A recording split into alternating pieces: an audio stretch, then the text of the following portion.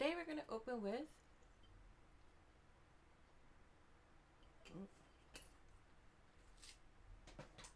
actually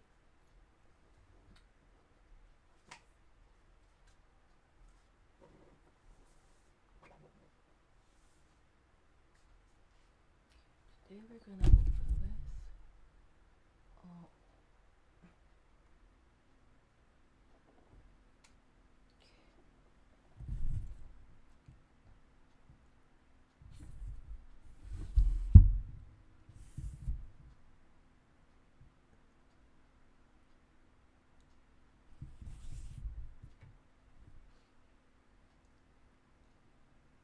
yeah, it's Kirby. Do you like Kirby, everybody? I love Kirby. Hello everyone, how you like, subscribe, join membership, yeah. Oh, let me see, hold on, just a second. I have something to play. Something to play. And this is the one. Oh, no. Is it under downloads?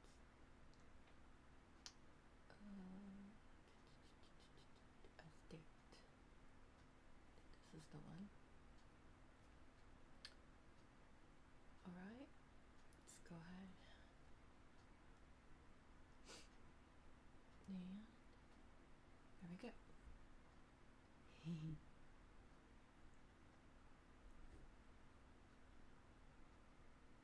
Hi, yeah. Yeah. Let's see. Let me make sure something, just a little second, just 1 second. Hold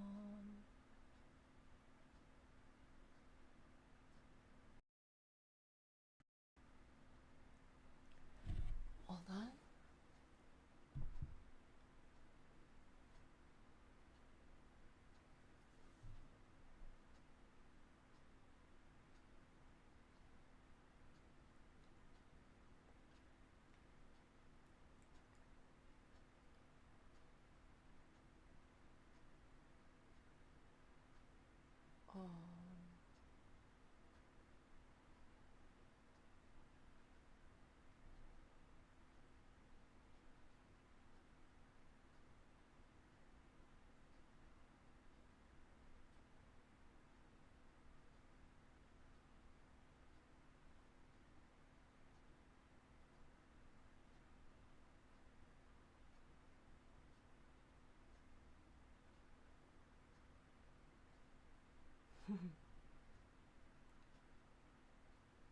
Okay, just a second. Trying to figure out something. Oh, no. Okay, just a second.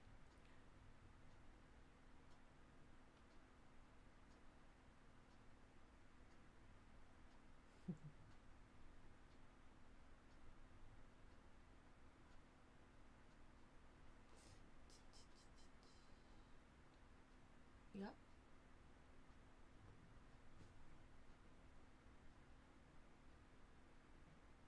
It's disconnected.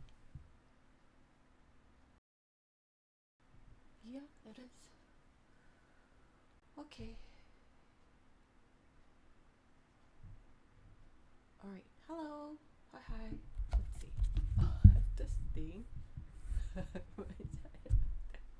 I don't know who this is. I don't know what it is, but hey. Hey, Suma. Hi. Hi, Shishi. How are you? Yeah. After the stream, there's gonna be a members only. Is my iPad taking over? Okay, just a second.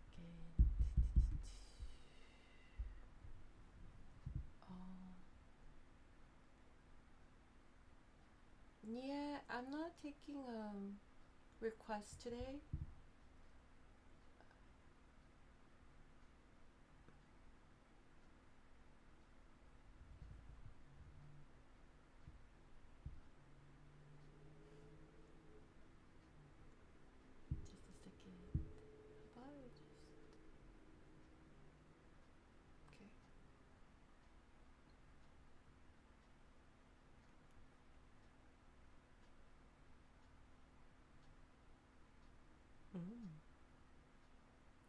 you all previously connected. Making sure. Alright, so that's that. Oh. I see some devices I don't know of. Okay. Let me just block this one. And then another one. And then we're good.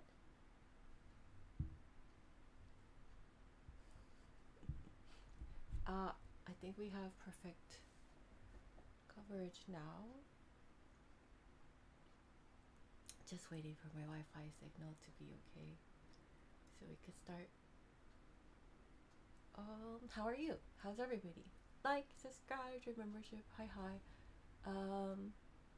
For those of you who just got here, take a look at my website, chkpiano.world. Up there. I put it up there today. But yeah. So if you are wondering who I am, what I'm all about, there's just a little bit of information on this website.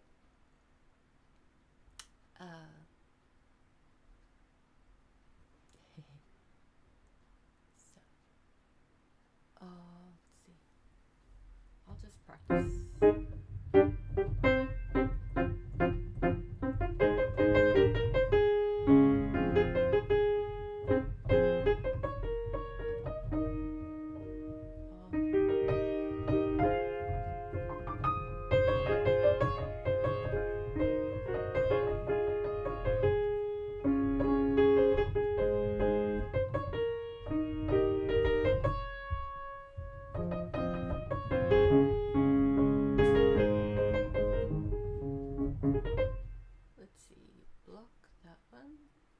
Blocking another one. Let's see.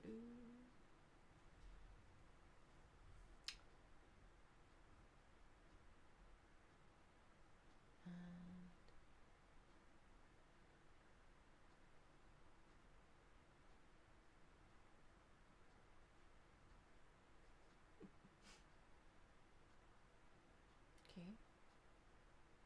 That one's blocked. This one's paused. Just block this one.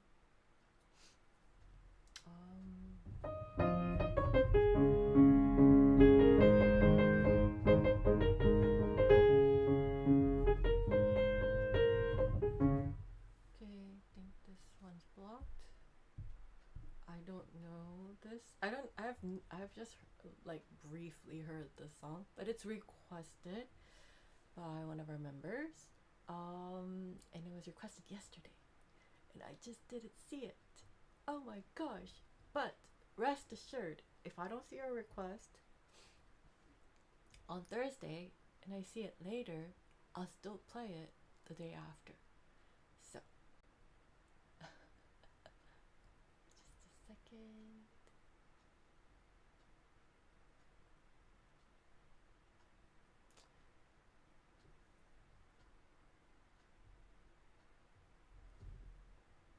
$4,000. Okay.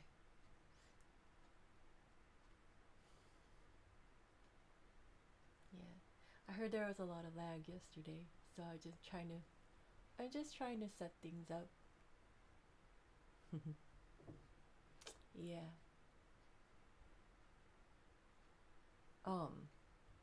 Just the other night, yeah.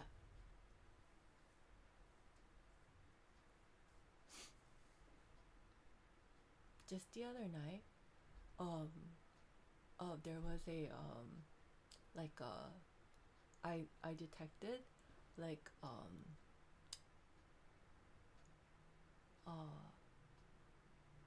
official government agency Wi-Fi. So apparently I think they have their own Wi-Fi like in the car or something like that, which is like pretty crazy, right? I think they're here to detect like illegal stuff, but yeah. yeah, I think there's a maybe stuff they suspect stuff going on here or something like that. I don't know. But I have no idea.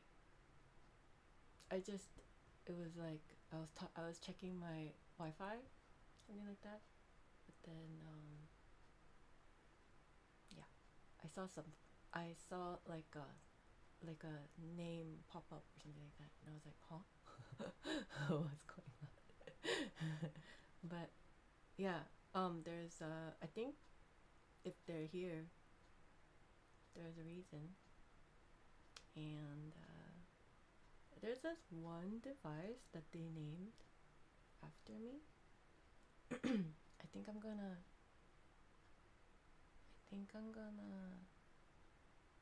Maybe, I don't. There's actually Federal Communications something something, FCC or something. Oh, oh really? Really? No way. Oh.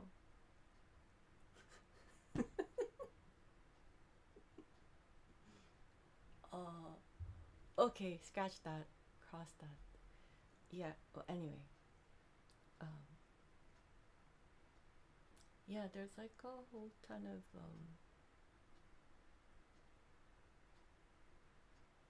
illegal stuff going on. I guess I don't know. I don't know, but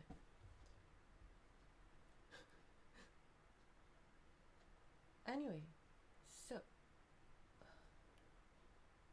okay, my Wi-Fi is good. I'm gonna hold. I'm gonna make good on the promise that I made to one of our VIP members. Kirby shirt. Yeah, it's a Kirby shirt, everybody. Yes. Oh my god. There's not one Kirby. There's like many Kirbys. There's like 1, 2, 3, 4, 5, 6, 7, 8, 9, 10, 11, 12, 13, 14, 15, 16, 17, 18 Kirbys. There's 18 Kirbys on my shirt, everybody. This shirt's kind of heavy. I was wondering why this shirt's kind of heavy. Because there's 18 Kirbys hanging on. Anyway. So, I'm gonna play. How you doing?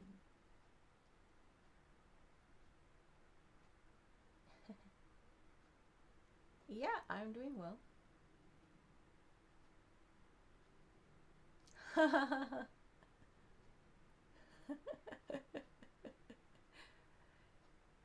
Oh, okay, cool, cool. Um, oh, the,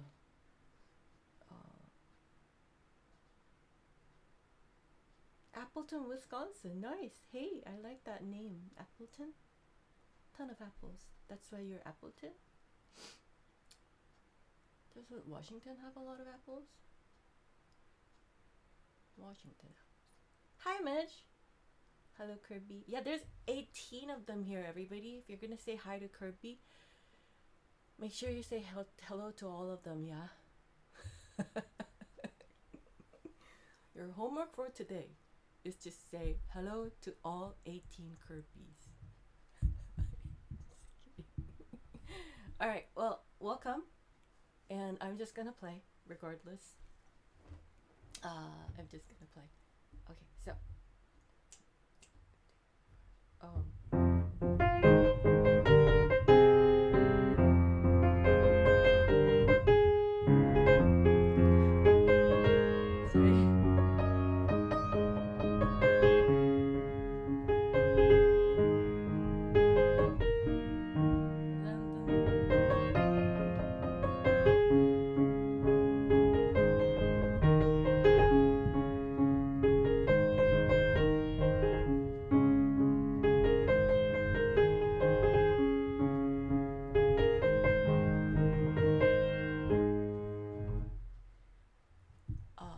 Actually, hold on, let me see this again.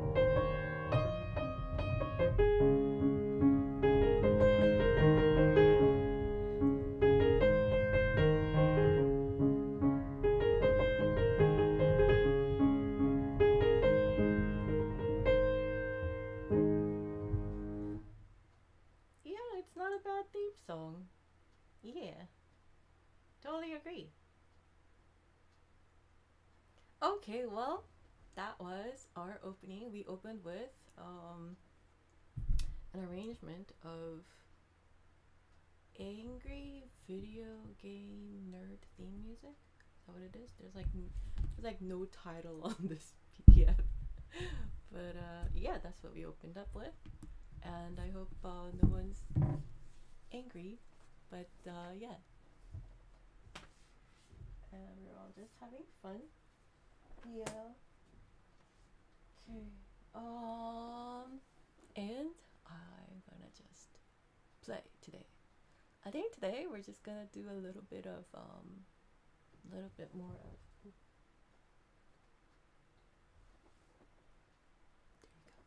of. Yeah, I think I want to do a little bit more of Good job, Christy. Yeah. Oh, you know. Yeah. Is he well known? Yeah. Angry Gamer theme song. Yeah. You guys know him? Christine looks awesome with all the Kirby's on her shirt. Oh, Lena. You're so sweet. Yeah, I don't know about cool, but I like Kirby, so here we go. But yeah, thanks. Yeah, you guys know Angry Video Game Nerd? I don't know. The first time I heard of him was yesterday. So I'm the Master Crazy Fingers playing the Angry Video Game. Oh. Yeah. Yeah. Is he famous? He's a YouTuber? Oh. Cool. Yeah, it's the first time I ever heard of him was yesterday. Yeah.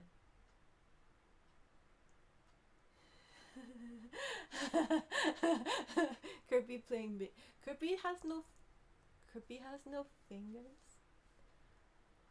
But he'll be playing? Oh, because he shapeshifts. Yeah, like, you know when he eats the vending machine and stuff? Yeah, because he eats. Sometimes he turns into a Kirby car. You know what my bucket list is? Eating a Kirby car. You know those. You know in Kirby Cafe, there's like these they make these like Kirby car cakes. That's on my bucket list. On my bucket list, eating a Kirby car cake. That's my bucket list. It's funny. Anyway, I bet it tastes so good. Yeah. It was one of the original YouTube channels. Oh,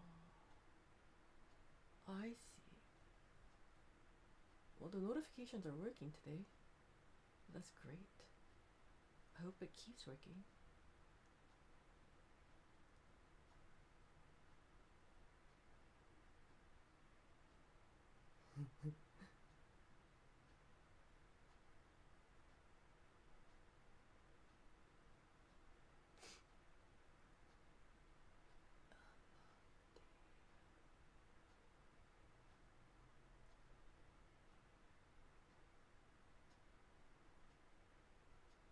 And then it's cool. Well, notifications are working. No. Okay, well, hopefully it keeps working. Alright, well, I'm going to practice.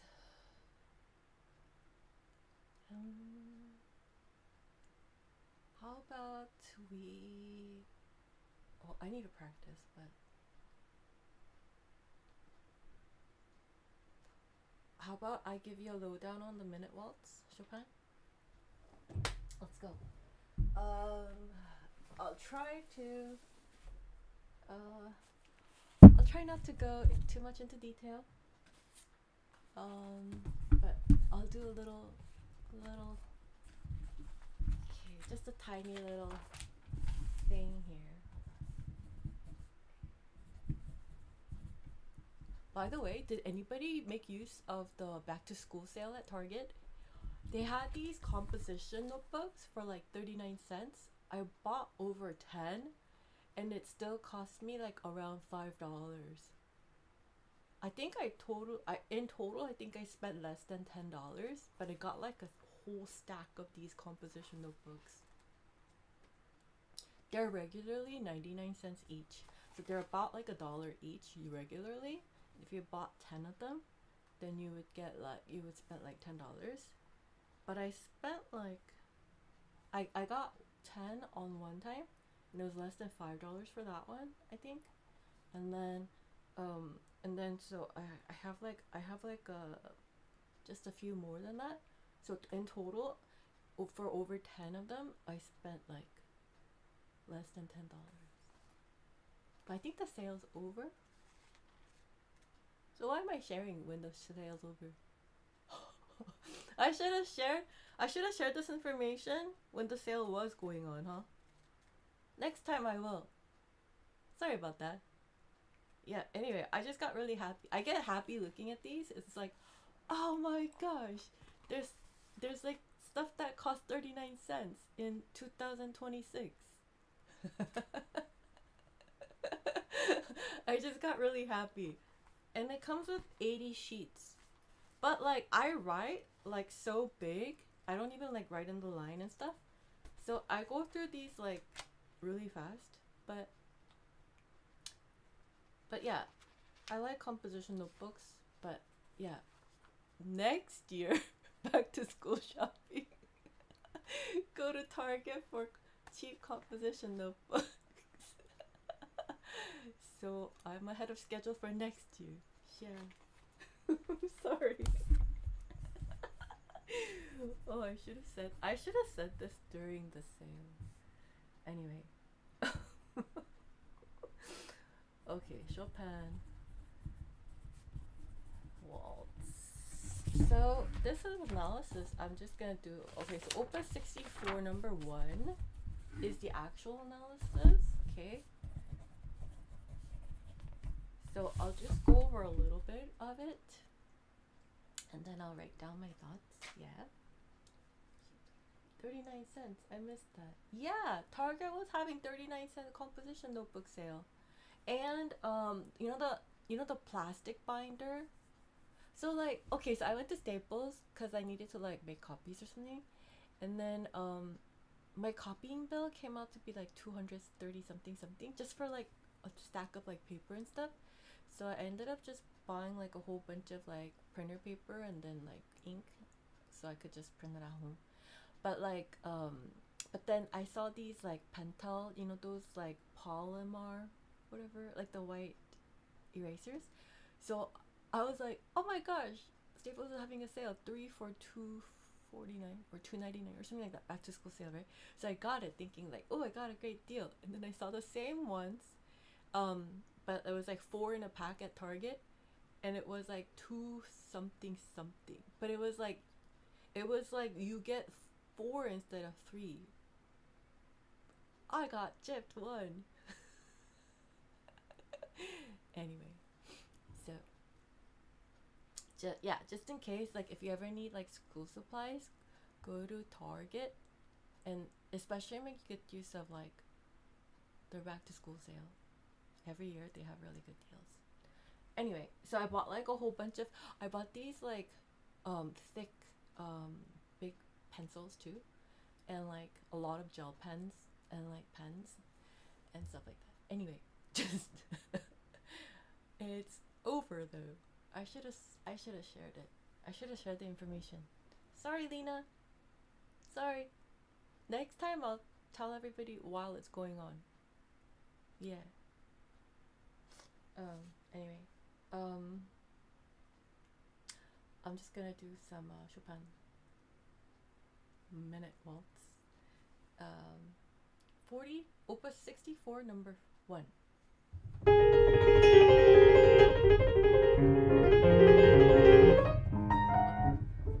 Now, when you do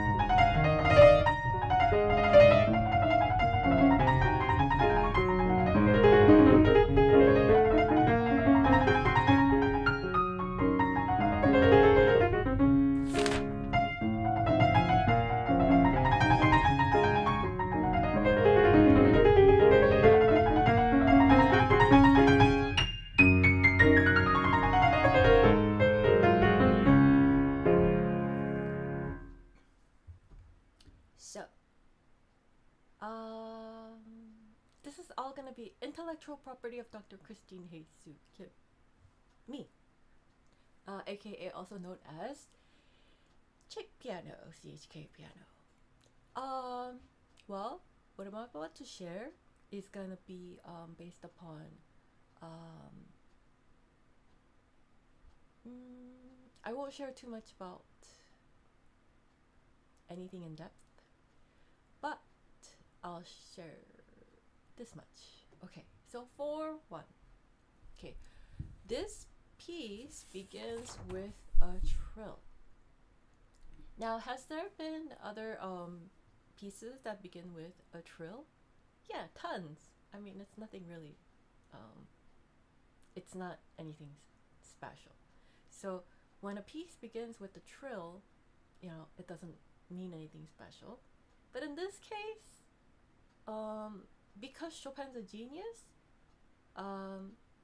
he actually is doing something called a little bit of foreshadowing.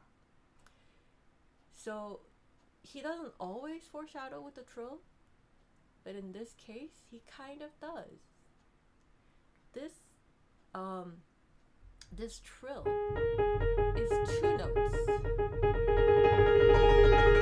Now, with every trill, there's something called the principal note. The principal note of a trill is the main note. And the other note is actually an accessory. So the principal note and the accessorizing notes, there are 2 notes in a trill.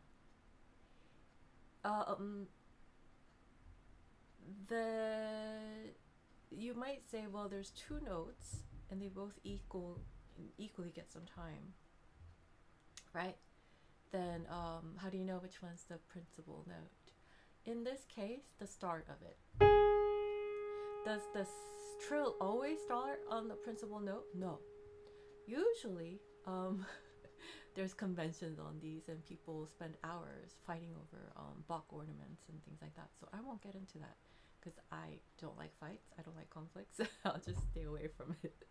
But there's different ways of ornamenting, and the trill is actually one of the ornaments. There's mordents, there's turns, there's trills, there's a lot of different kinds of, you know, there's grace notes, right? There's various kinds of ornaments, but the purpose of the trill, there's actually a purpose of a trill.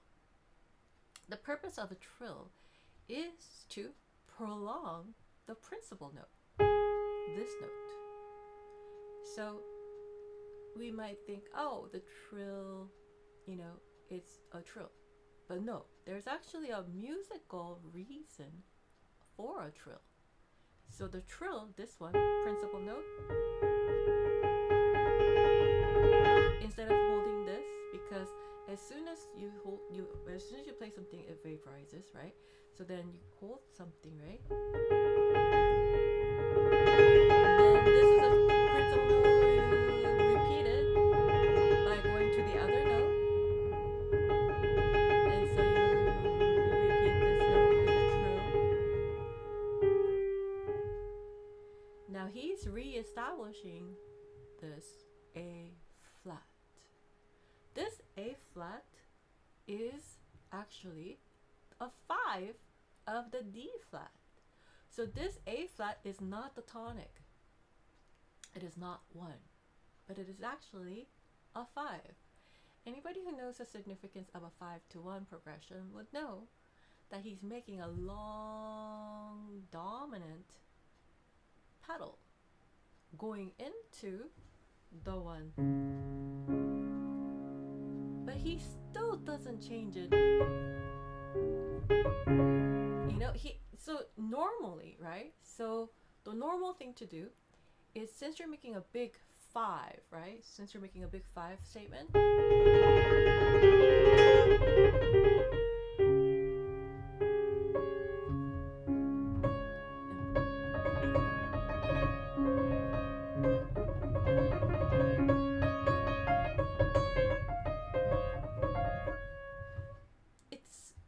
the normal thing to do is to resolve everything from 5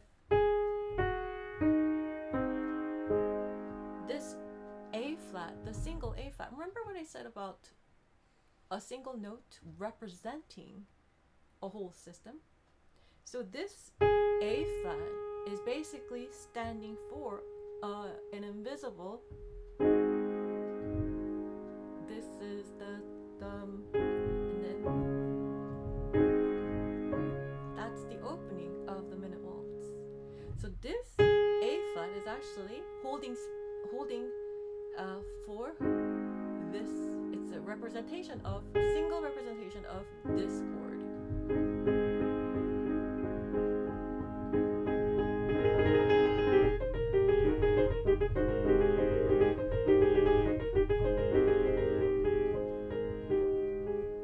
And then when it gets to the, it should, but he actually stays on the A flat configuration instead of going to the D flat major. He actually stays.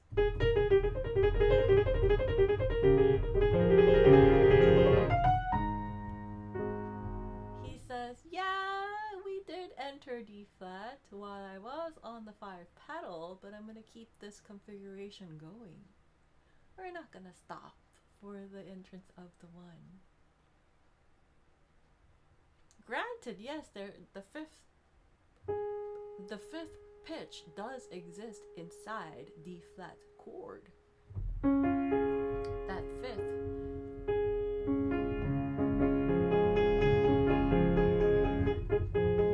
Yeah, it does. It does belong to the D flat major, but the fact of the matter is he actually started.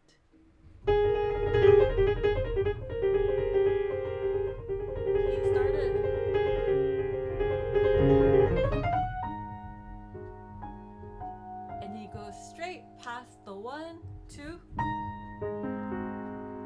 to the 5. Makes a half cadence. And he changes he breaks out of this for the 5. It becomes a 9 actually, but yeah. He breaks it out for the 5. So in essence, he's making a big, huge overall dominant statement. So the dominant becomes dominant over the introduction part. Ha ha ha. Pun intended. Okay, so and he says, okay, the home. But check this.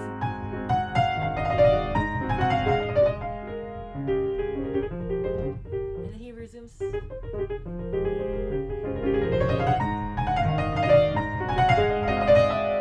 Now, how does that affect a concert pianist? So, a concert pianist at my level would then see this and would know that this B flat actually stands for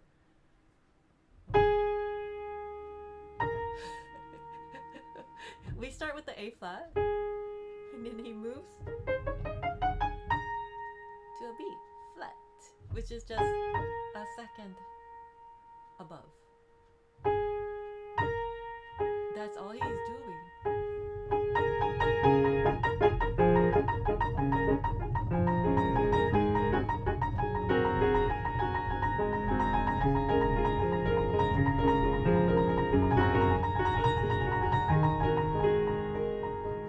That's all he's doing. It's a very, what Chopin wrote is a very elaborate, fancy version of it. But all the chords work even when I just repeat the A flat and the B flat.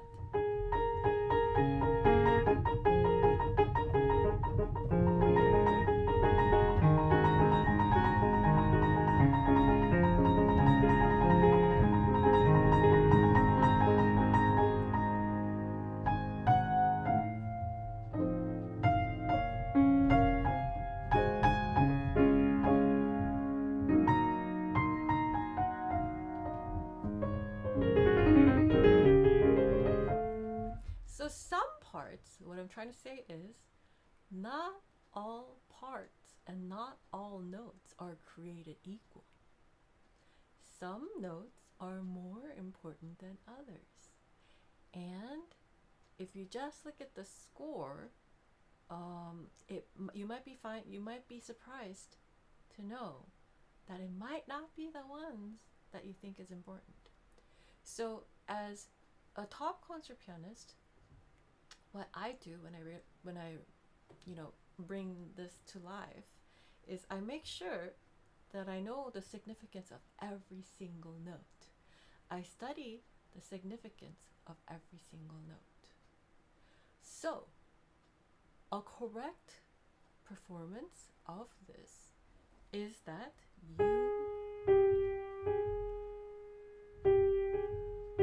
this is a pulse. The trill happens with the B flat, but notice, right? So remember I said it's called foreshadowing? The trill is this one and then this note, right? And then he eventually breaks out to there. But this whole main notes, two main notes, are A flat and B flat, and he actually starts out with the trill. So these notes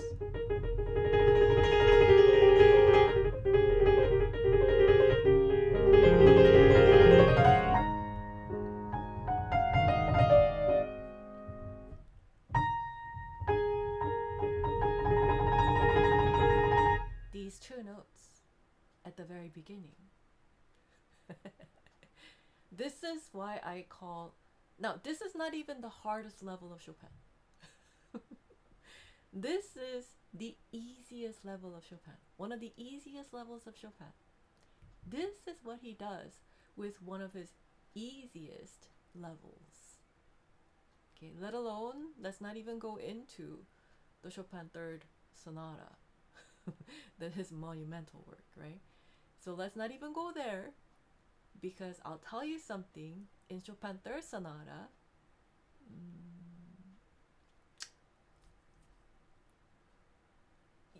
it would be mind-blowing.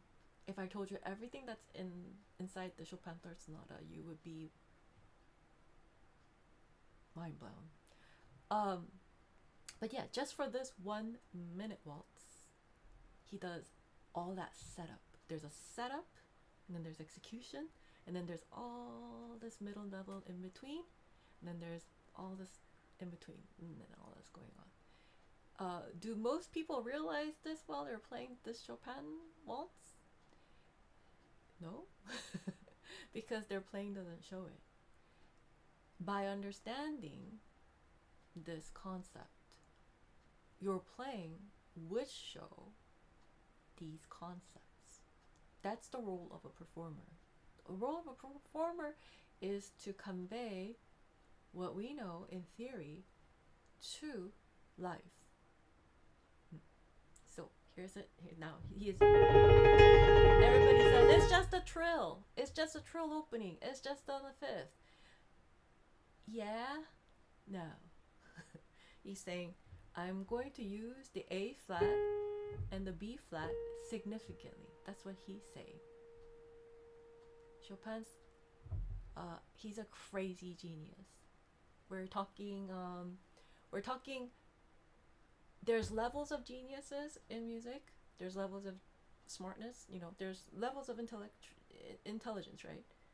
But Chopin's level of genius was above other musical geniuses. This is like above, right? So he's saying, I'm gonna do this for the majority of it. Now,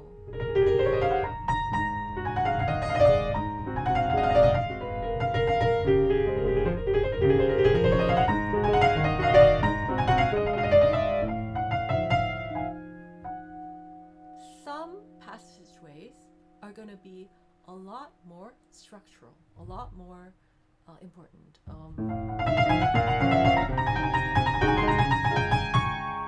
As everybody thinks this is just a scale. It's not.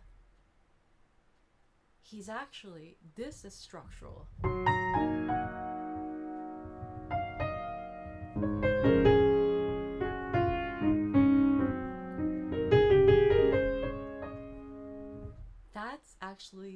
most important parts. Isn't that crazy? Everybody thinks this pattern is the significant part of it, but it's actually this. It's the thing. It's the thing that people just glide by. Oh, it's just a scale. No, this is.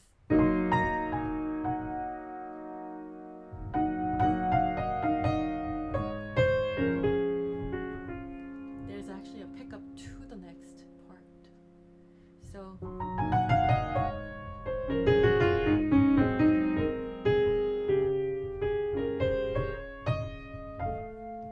Last two notes of that of each measure for these measures act as a propeller to go across the bar line.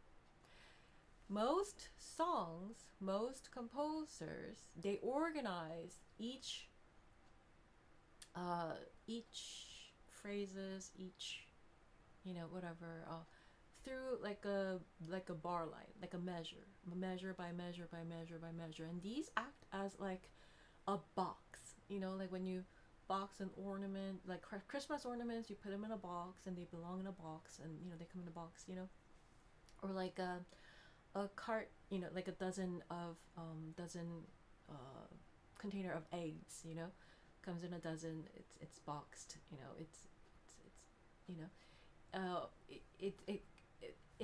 the bar line, the measures for most composers, it really acts like a confined, like this is where you belong, downbeat, downbeat. But the thing about greater higher level of composition, a higher level of geniuses, is that they write so that it propels you beyond the bar line, so it pushes the music beyond the bar line. So what happens here is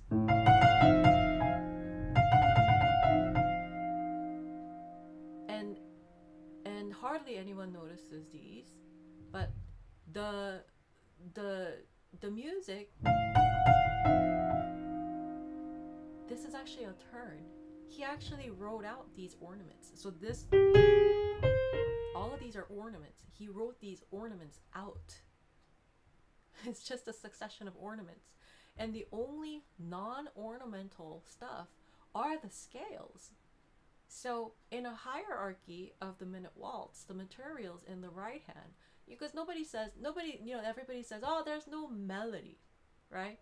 The biggest puzzle of this piece, the biggest mystery of this piece is that there's no melody. There's no melody, right? It's just blah, blah, blah, blah, blah,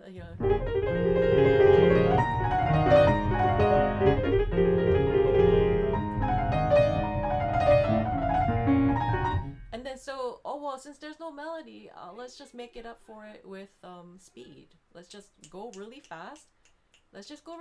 And then make it up for it with speed, because there's no melody. There's no singable melody, right?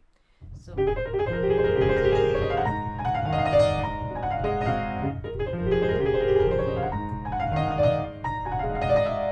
people make up for it by doing like just blah, blah, blah, blah, But then there's actually a hierarchy of these materials, even if there is no melody.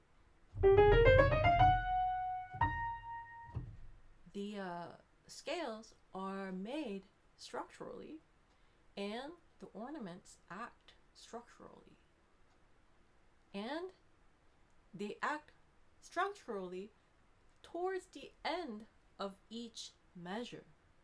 So the two notes, the last two notes of each measure, act as a pushing agent to propel you forward. So I like going on amusement park rides and stuff, and I like feeling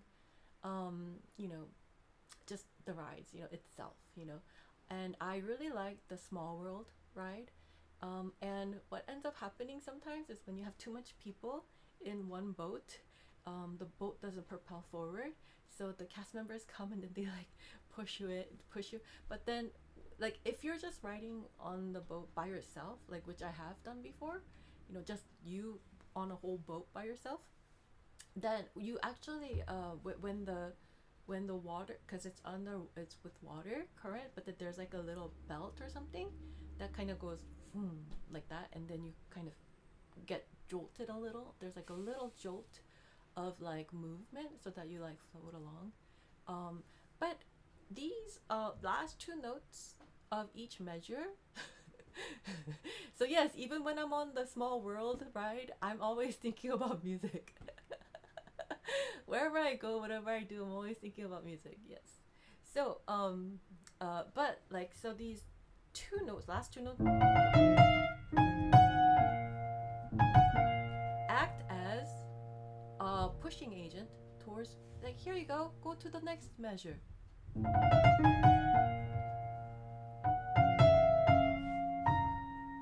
And then now this one, last note goes to, but notice how this is B flat and this is A flat.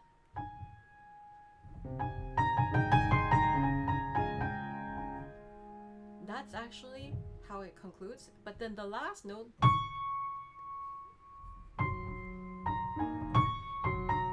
so these everybody plays and, but actually it's not that, it's actually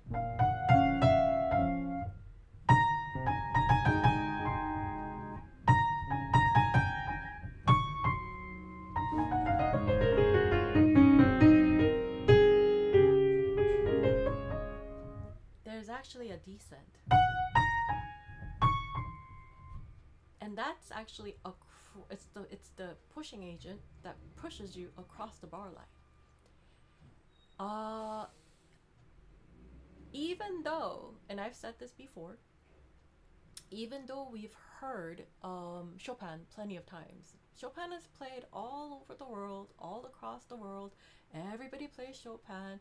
Everybody loves Chopin. But even then, I believe Chopin is still underrated. Can you believe that?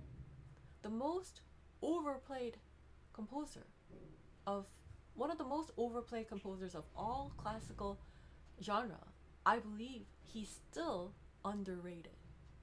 Still underrated because people don't know this kind of information. And we really don't know.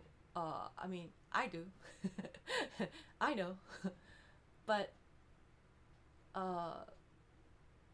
when it's being consumed, or it's being taught, or it's being performed, this kind of information isn't there. So I believe that Chopin is, even now, still underappreciated. So then you have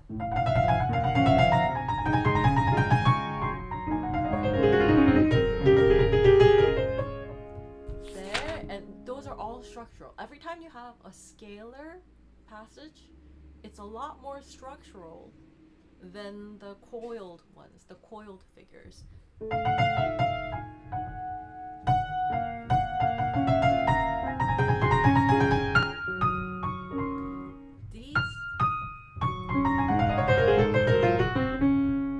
Now this is an A flat.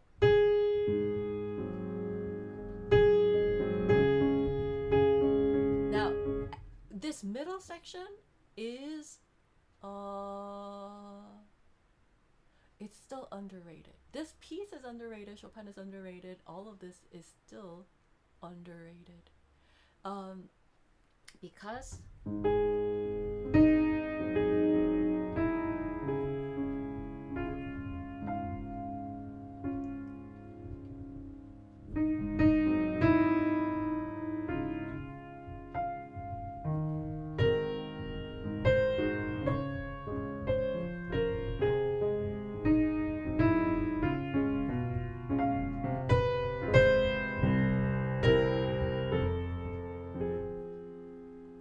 guess what? If you look at measure 49, 50, 51, 2, 3, 53, B flat, and then A flat. So if you thought, here's why I think Chopin is underrated and most people don't know. It's because if you think his slow section is unrelated to his fast sections, you are wrong. And I'll show you proof. B flat, A flat. Have we seen that? Yes.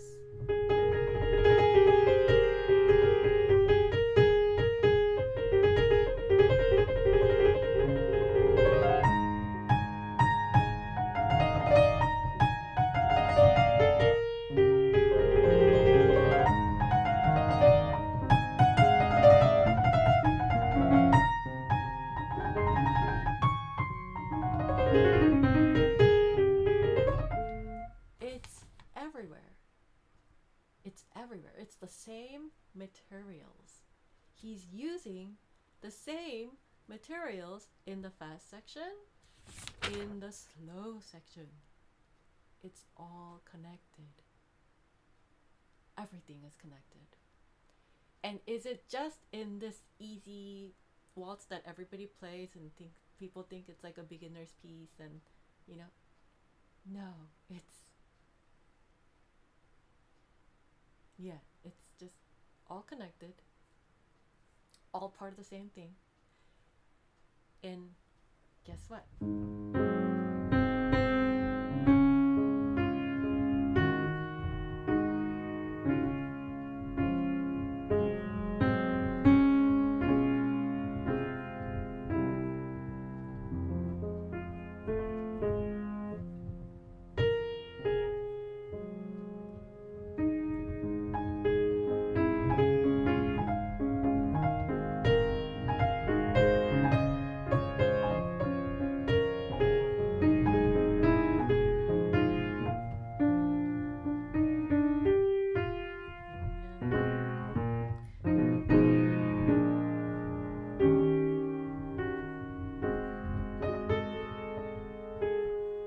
Now here's a really funny moment. Once you realize that he's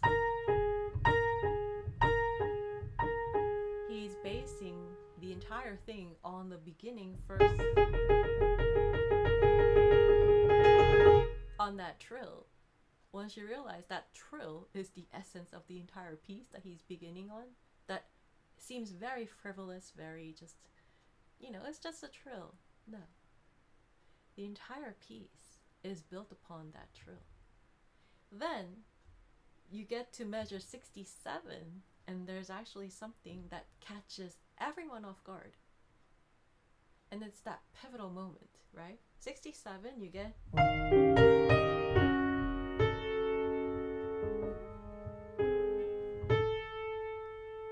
a double B double flat. Usually we get B flat to A flat. So it's a 2 to 1 major second descent. Usually he's grouping it in 2 by 2. All these scalar passages and stuff like that. He's just kind of, this is the organizational thing, right? But then guess what? He does the double flat and then resolves it to, instead of,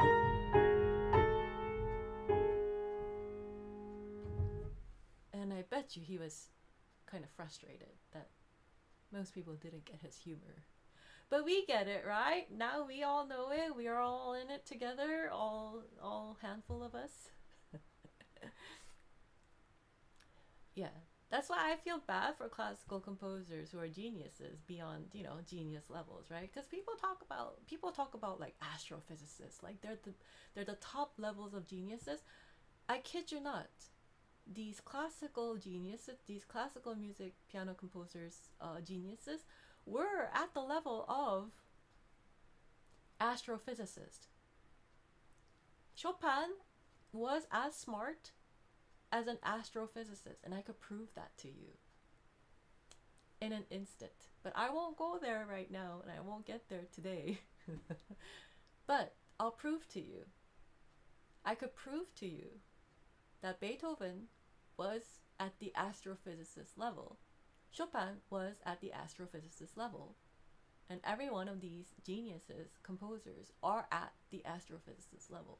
I could prove to you, there's proof. And these people came way before the modern astrophysicists or whatever that talk about these things. It existed in music before. I have proof.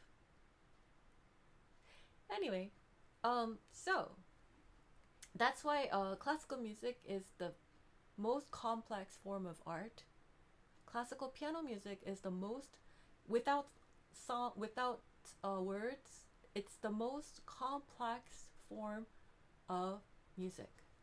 Classical piano is the most highest level, the most complex form of music. It doesn't get any better than this. Go learn piano, everybody. Go learn classical music piano. It'll actually make you smarter. I guarantee you. So, well, I don't know if but you have to put in the work, right? You have to do the work, right? It's one of those, like, you know, gain muscles, you know, like, you know, and if you do this, you know, I guarantee you will get, you know, your 6-pack abs. But first, you gotta do it. You gotta put in the work, right? You can't not put in the work and then say, oh, it didn't work for me. Anyway, so here. Double flat. It's a very, very pivotal moment. Now, even these, you know, people say, oh, play musically, and then, you know, let's shape them. Oh, you have to play musically, shape them. That's how classical music is taught, you know, very kind of, you know, but no, there's actually structure and hierarchy behind all of this. Playing musically essentially means that you're aware of the structural hierarchy. That's actually what playing musical should technically ultimately mean. Not just, oh, I feel like doing this, I feel like doing that, somebody else did that, another famous pianist did that, you know, Rubinstein plays like this, Strauss Richter plays like this, Horowitz plays like this. We should do that too, because they probably knew stuff that we didn't. Well, it's true that they knew stuff that you probably didn't, but since I've been schooled in that tradition, and I fear I'm the last of my kind, but I'll share you. Playing musical in our world just simply means that we're aware of the structural hierarchy. This year, it's not all equal. It's not all random notes. It's actually, this one goes there, and then this one goes there. So that's actually the breakdown of those notes. Even though there's no phrase markings, even though there's no, you know, whatever, that's actually how it's broken down. So then you have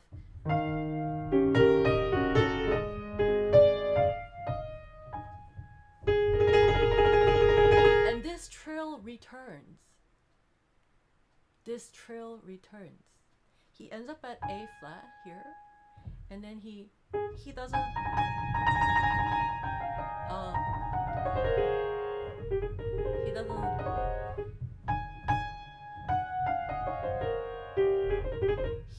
do that. He doesn't do this, he doesn't do that, he doesn't do anything, but the trill returns. The significance of this trill returning further proves my point that this trill is a structural thing. It's the main event. It's what everything is centered on. The fact that it returns. It's not simply, oh, he played a trill in the beginning, so he's just bringing it back before the beginning, so that everybody knows, yeah, it's the trill, yeah, the main stuff is happening. happening again. No. He's repeating it to this degree. That 1, 2, 3, 4 measures. He only had one beat before. Notice that at the very beginning, you have one quarter note. This trill lasts for 4 measures. 4 measures of this A flat. 1, 2, 3, 1, 2, 3, 1, 2, 3, 1, 2, 3, 1, 1, 2, 3, 4. Right, so you get 1, 2, 3, 1, 2, 3, 1, 2, 3, 1, 2, 3. 4 times 3 is 12. Before, you had one beat. That was just beat 1. This trill here is like at least 10 times longer because there's 12 of them. In the beginning, there's only one of them.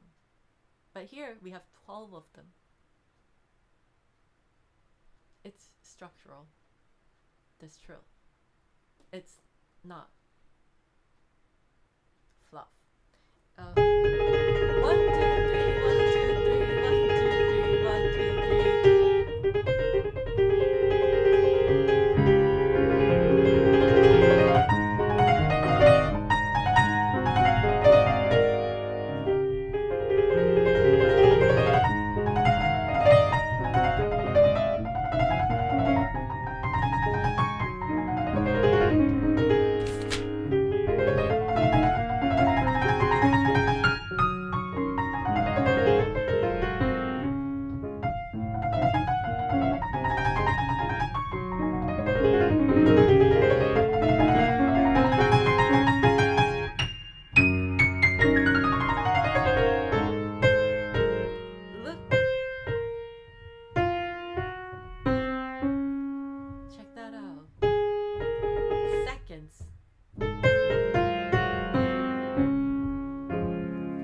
This entire waltz is built on major and minor seconds. And the middle section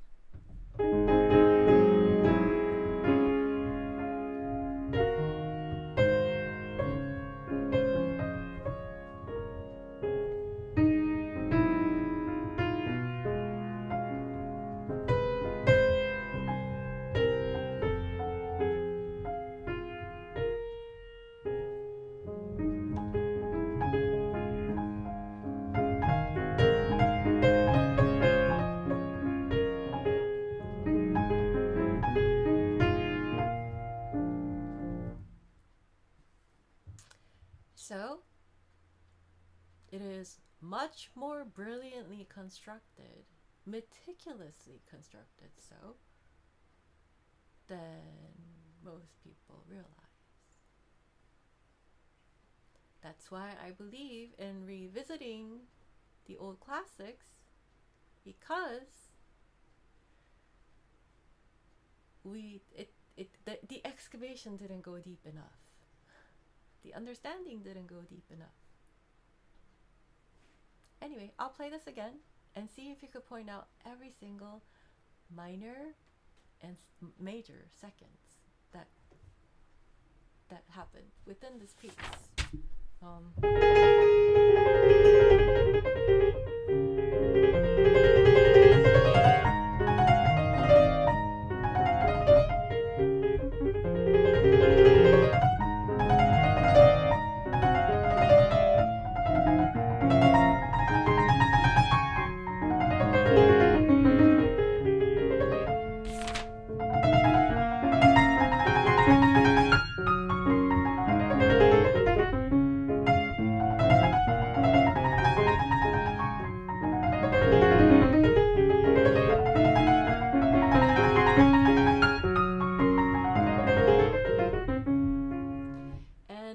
There's a detail that I didn't share because I don't want to bombard you with too much, but the left hand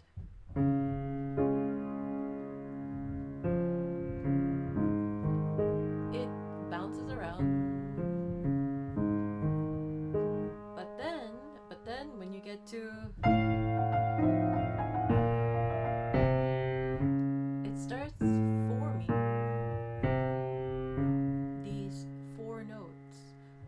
what? If you break them down, this is minor second. Groups, 2 groups of 2s. 2 by 2.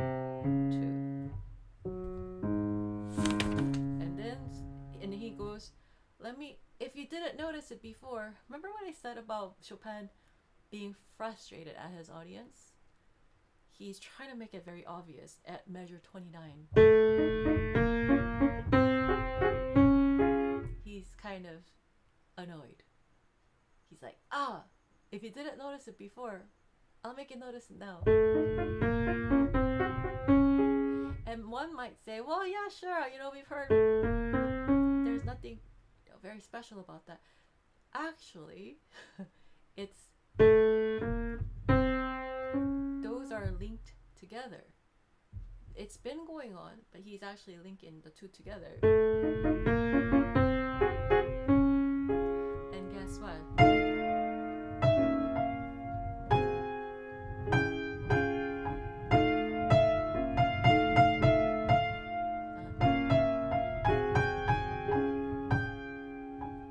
If you actually look at the right hand too,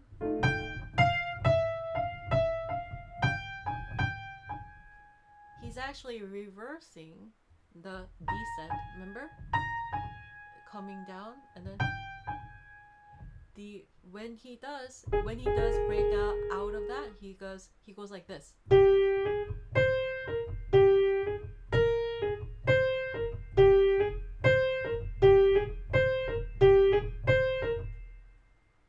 And then when he does,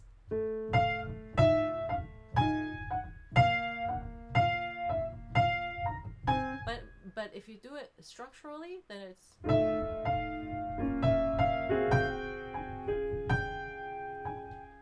and then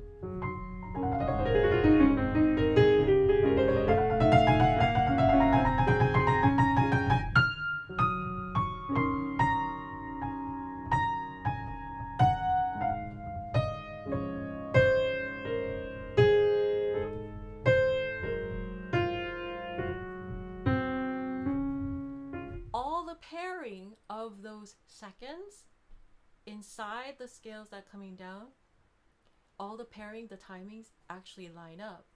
It's going, that's 1, that's 2, that's 3, that's 4, 5, wait, 1, 2, 3, 4, 5, 6, 7, 8, 9, 10. There's 10 pairs, and it evenly lines up.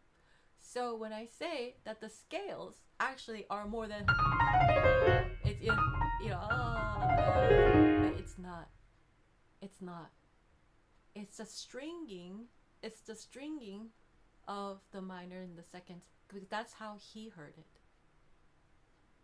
So you get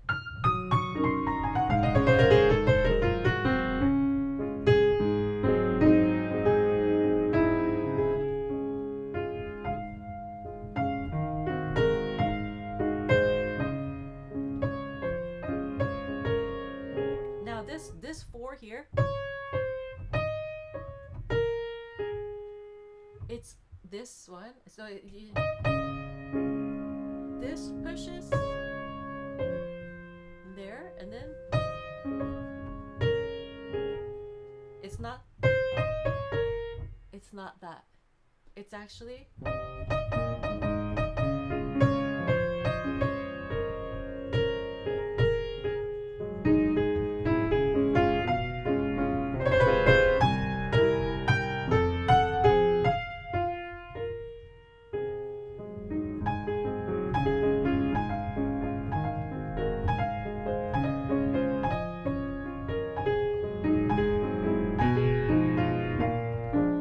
left hand,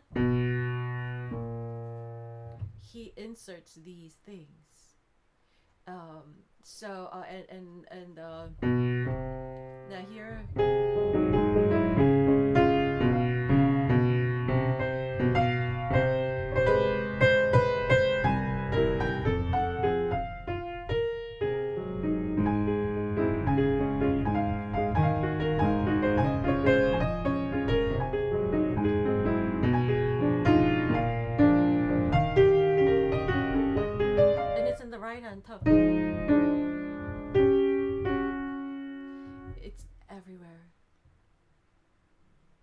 when I say that Chopin was a crazy genius, and everybody thinks he is crazy genius, but you might not really know just how much of a crazy genius he is. And when you find out, then you'll really realize that Chopin was just a crazy genius. But that's how this minute waltz is formed.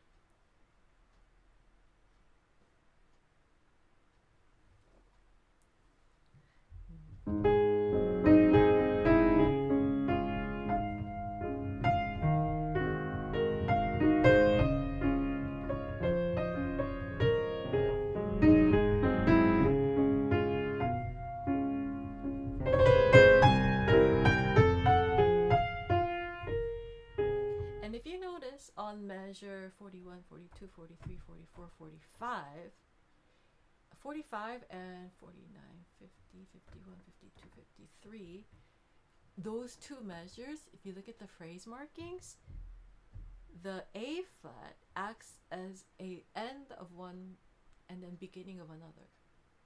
The A flat has two slur signs on top of it. And it's because of the B flat.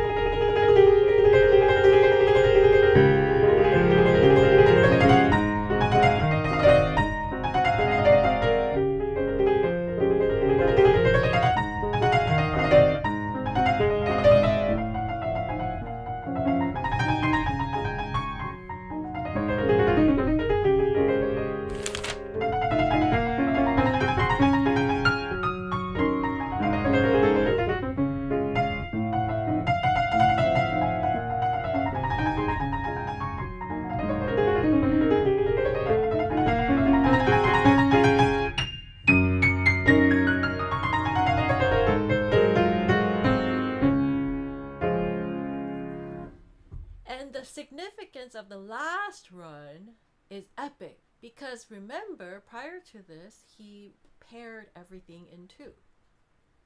But this last one is triplets, kind of. 1, 2, 3, 1, 2, 3, 1, 2, 3, 1, 2, 3. And then he goes 1, 2, 1, 2, 1, 2, 1. Like that. So he breaks out of the, instead of, it's not that, it's, that's actually Chopin's original design. He just didn't painstakingly tell us about it, but if you know enough about Chopin, then you'll know that that's what he did.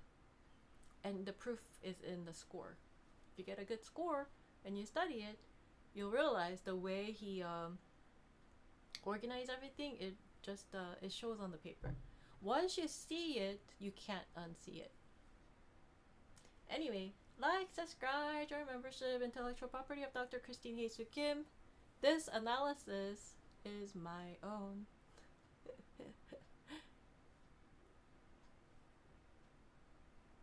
It is my research finding. Anyway, yeah, it gets crazy. This is beyond like what chords he used, what he did. That's too general. This goes deeper.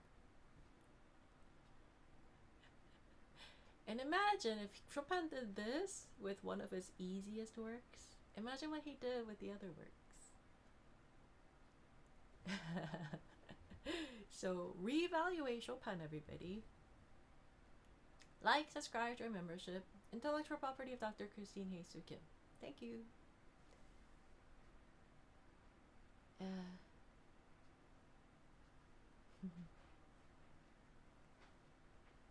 Hi, hi.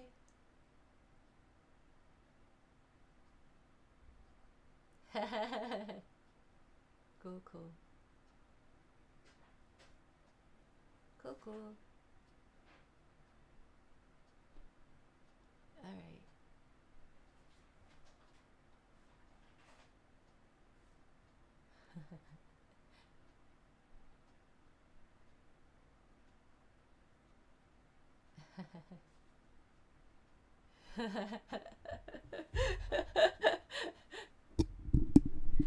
I think Christine is a complex form of music. Oh, thank you. Well, basically, this minute waltz is based upon successions of major and minor seconds. And his phrase markings prove that.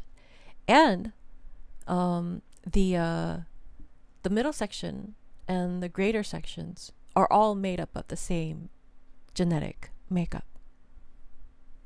If you couldn't hear me talk before, that's pretty much the gist of it. Absolute brilliance. Thank you. Yeah, so, Chopin needs to be re-examined and re-evaluated. He is overplayed and still underappreciated. He's underrated, but grossly overplayed. So Chopin needs his flowers, guys.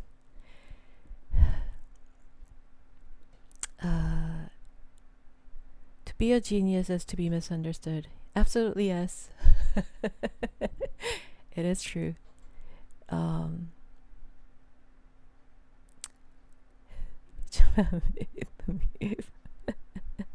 Cool. No, and then the opening trill is actually thematic, and the thematic stuff returns 12 times. 1 2 3 4 5 6 1 2 wait 1 2 3 1 2 3 1 2 3 1 2 3. It returns 12 times. So there's a trill, and everybody thinks, oh, it's just a trill. No, but that's the originator of his idea,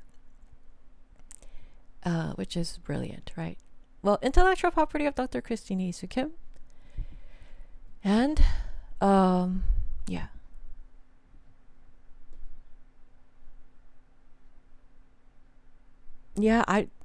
No, that's not what I was trying to prove. Everybody listen to me. Not the chat. The chat got it wrong. Yeah. Well, if you understand it, you understand it. If you don't understand it, you don't understand it, I guess. But if you get the point, if you get my point, then you'll know that this piece, there's not a single note that he did not plan. Every single note is planned. That's the crazy genius of it. Even the trills. Because usually the trills are just accessories. And nobody thinks anything about it. But Chopin operates differently. So that this trill is actually a foreshadowing of what is to come.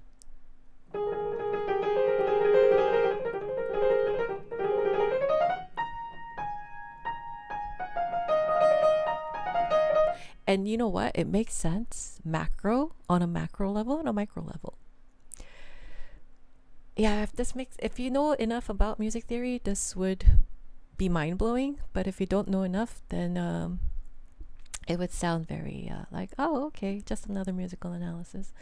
But it's mind-blowing in nature, and yeah, this is mind-blowing. If you didn't know, this is new stuff, new discovery, and it's a mind-blowing new discovery. Yeah. Well, I knew it, but yeah.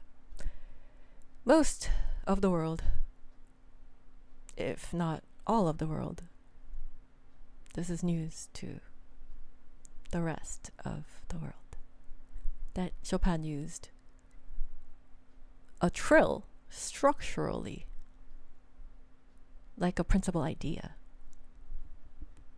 Who does that? Chopin did. Anyway, like, subscribe, join membership. Thank you. Oh yes, so what is the significance of the B flat A flat occurrence? Well, if you know about Beethoven and his motivic ideas,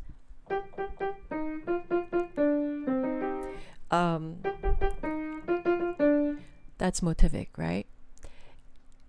Chopin takes motivic to the next level, and everything just becomes motivic. Crazy genius. Underrated, grossly overplayed. Grossly underrated. The underrated and the overplayed, that ratio is like, it's equal. It's like the amount that Chopin is played and the amount that Chopin is underrated is equal in proportion. Yeah. Anyway, like, subscribe, join membership. Maybe Christine is underrated. Well, that's for sure.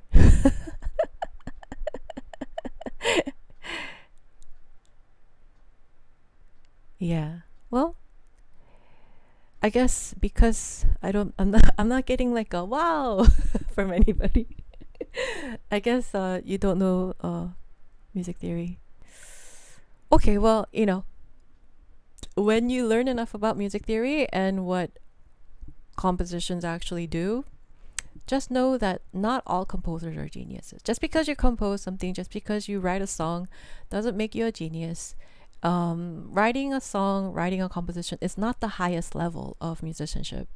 Highest level of musicianship is simply understanding music. And if the composition, if the new song or if the new music came from that deep understanding, yes, it is genius. But if it didn't, and it's just shallow, and it's just reusing, just kind of repurposing, all these chords or whatever, then it's not genius. As in the case with Chopin here, we weren't talking about chords or melodies at all. We were talking about motivic cells, which is another level. Which is completely on another level of genius compositions. That's why I always say it's not chord versus melody, because not all compositions have singable melodies, and not all compositions have notable chord progressions. But when it comes down to it, the motivic music is at the height of musical complexities. There's nothing more complex than motivic music. And this minute waltz is highly motivic. It is rife with motivic activities. Intellectual property of Dr. Christine Hye-Su Kim, myself. Like, subscribe, join membership.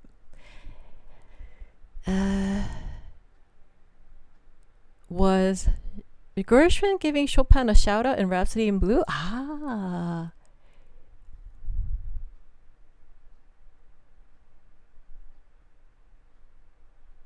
Yes. Yes. And Gershwin was another genius.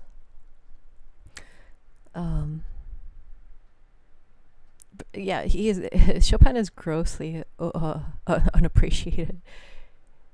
Yeah. Well. Anyway, hi.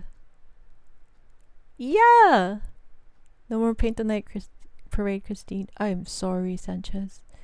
My team readers, happy one last Thursday. Ooh, congratulations, Sanchez. Sorry I late everyone. Happy Friday. Happy Friday. Okay, well, yeah, so when you're playing this piece, it's not going to be about playing musically or playing fast, playing accurately. Yeah, of course, that's a basic given. But it's more about now that you know, it's more about recognizing where the key moments occur. And key moments defined by Chopin occur. Key moments, there are key moments that is deemed important to Chopin. He said these moments are important. And that's how you play. And this is what I was taught at the World's Best, because I was the top student of the World's Best legends, historic legends. I was the top student of World's Best historic legends. And this is what my lessons often look like this. Although this one I figured out on my own because it's too easy. Anyway, yeah, this is what happens when you're at the World's Best level and you're a top student of the World's Best. There's a lot of students my historic legends taught, but few of them have the title of the top student. And during the top student lessons, my professors turned abnormally skilled. They turn on their they wear their thinking cap a lot more during my lessons than even in studio classes. And I've watched them give master classes before too. And even those master classes given to public, because generally that's where you would show off your prowess and, show off to the public, this is what I'm capable of teaching, how I'm capable of teaching. Even during those, public master classes, I'd be, sitting, just kind of observing, but I'd be like, oh, no, their teachings are much more intense during my lessons. They taught a lot more intensely during my private lessons than during the public master classes that they give and stuff like that. It was at my lessons were at a very high level. And that's why I keep saying I'm the top student of very many World's Best legendaries, historic legends who made history, legends who write history, legends who, just legends. Because my lessons were different. They were very intense. And I was taught things that you can't find anywhere, online, anywhere in the world.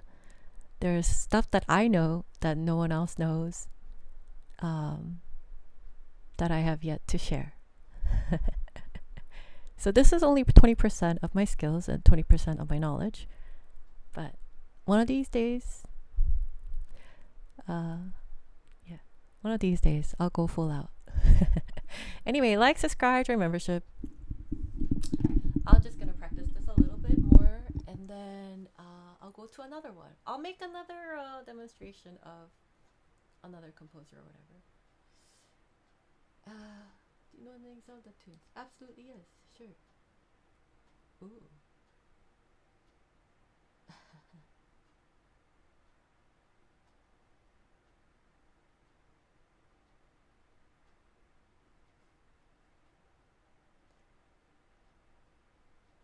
Okay, cool. All right, subscribe, join membership.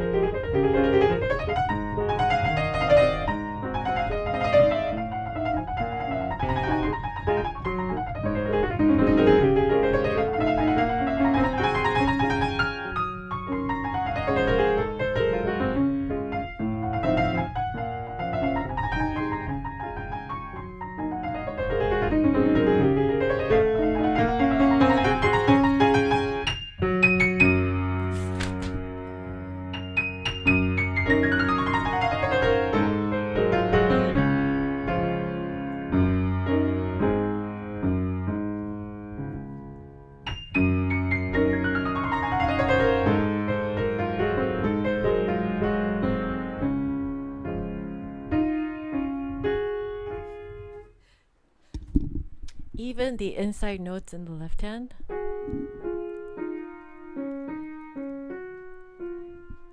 are motivic. And then even the last chord progression, this G flat goes to A flat, and then this resolve. Everything on a inside out, he writes literally everything motivically in this minute waltz that everyone thinks is very easy and blah, blah, blah, blah, it just goes by like this, right?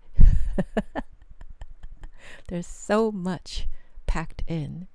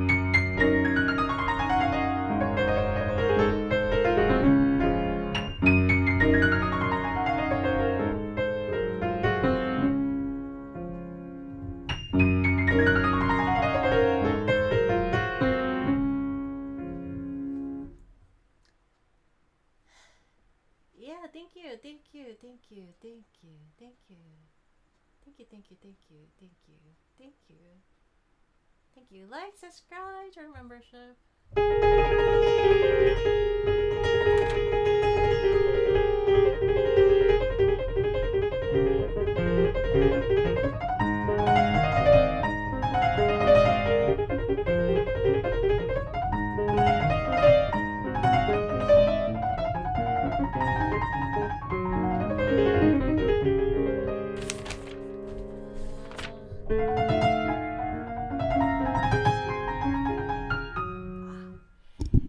It's just so rife with information. Look, it at measure 29, the significance of those triplets is actually a lot, because remember he's using like 2 note cells, and then he says let's group them together.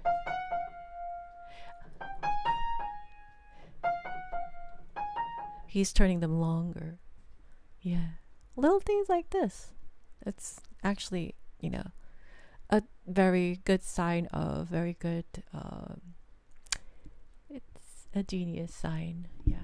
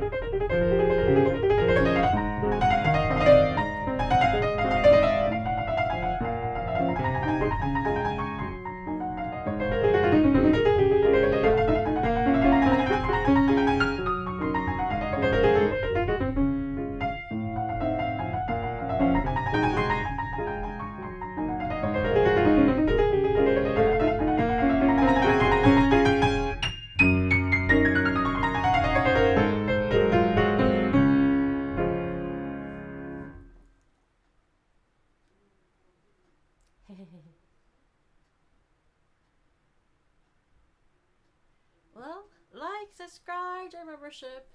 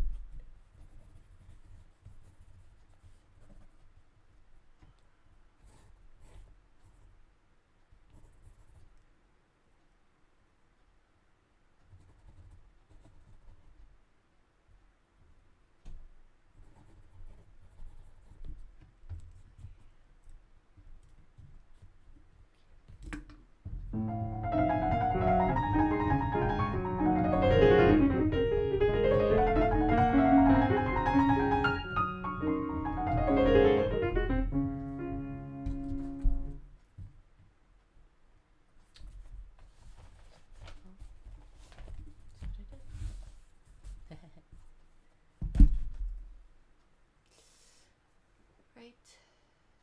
Very nice. Yeah.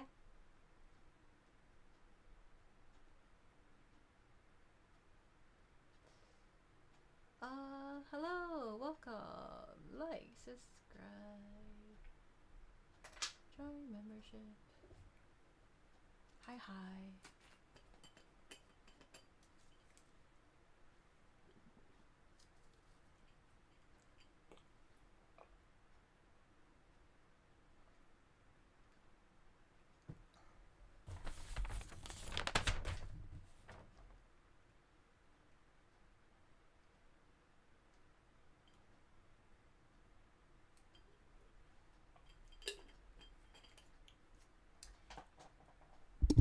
The most fascinating thing about this, if you're familiar with Chkpiano analysis, you'll know that the middle section is just all about A flat, and then the outer sections are about B flat to A flat. So the middle A flat section is actually sandwiched, right, by the, and then prolongation of that A flat, and then, which is a quite thing to note. If we were to make like Urzats or a Zug, or those graphs with all those stuff, then I mean I would be very tempted to not even say that this is a 3-2-1 descent. I would just say it's just one. That's what I'd be tempted to write. I'd just be like, oh, I could make a case for it just being no descent at all, just one, which is really rare, because usually most pieces are 3-2-1 descent, and or you'll rarely get like 5-4-3-2-1 or 8-7-6-5-4-3-2-1. But Chopin actually breaks that many times. His other example is Ballade number 1.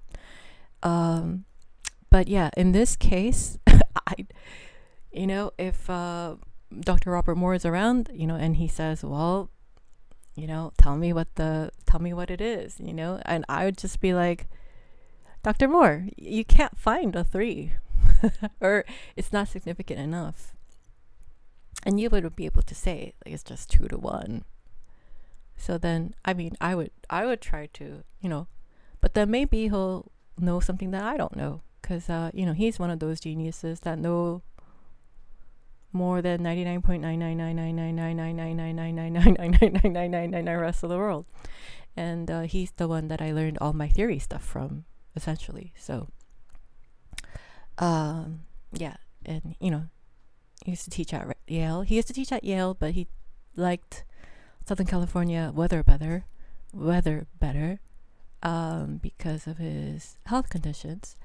And so yeah, but he got his degree at Yale, he taught at Yale, and then he came to USC. But in any case, yeah, but I'd be very tempted to say, actually it is 3-2-1 descent, and I could find the C, but still I just be like, it's mainly just one. Really, he just made, this is his brilliance, right? He made a piece that has little to no descent, just A flat. He based all of this just on a single note, A flat. Isn't that crazy? Because he just sits on that A flat, and he sits on that A flat for the section 2, the middle section, and then he just sits on that A flat when he comes back. Basically, he just sits on that A flat. Actually, we have 5-4-3-2-1. I'd have to make a case for 5-4-3-2-1. But still, I just be like, this is just 5. It's just that one note. Yeah. There's just, yeah. It's yeah. It would have to be 5-4-3-2-1. Actually, if it's a 5-4-3-2-1, let me see what I can find. Hold on. I would really just be like, but Dr. Moore, he's crazy. Chopin's just crazy. He just sits on that 5, that one note, that one single A flat note. He just sits on it. Well, any case, I'll just do a small Schenkerian analysis. A flat. He sits on that A flat, and he even further, sits on that A flat by going B flat. He's like, let me sit on that A flat and make these 2 notes. He just sits on these 2 notes for the whole entire piece. But it's so elaborately done. That's the genius of Chopin, everybody. He's underrated. He's grossly underrated, and he's grossly overplayed. In any case, let me find, what does he do differently? He does pretty much everything same until the very last run. That's what it was for. Yikes. So that A natural,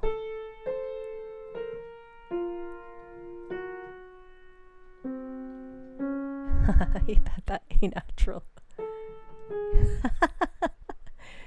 that A natural at the very second to the last measure, that A natural is very significant, by the way, because for this reason, because he's been sitting on that A flat for that one note for the whole entire time. He's just been sitting on it.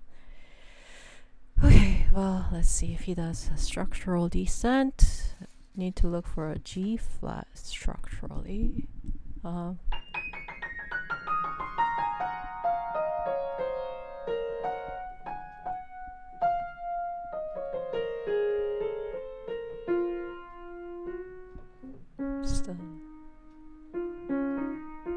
He's still missing his E flat.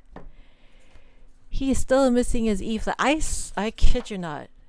If I could get in a debate with Dr. Moore, I would just say he sits on that 5, that one A flat note. Yeah. It's supposed to be a 5-4-3-2-1 descent. But there's the 2 is missing too. So yeah, so he goes, that's the 3.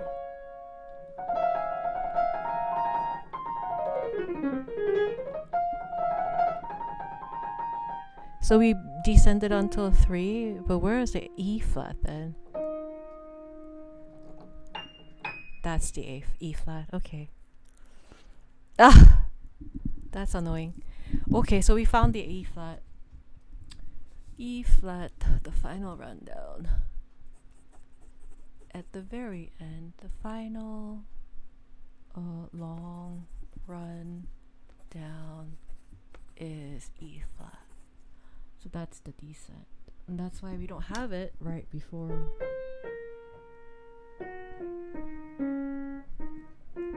He doesn't do that.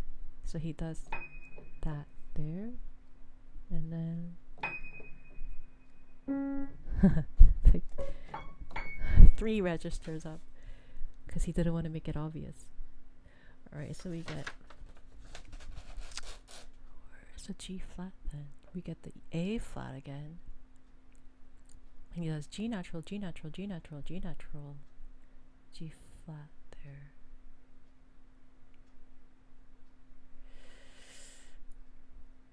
Honestly, it's just full of holes. It's just honestly full of holes.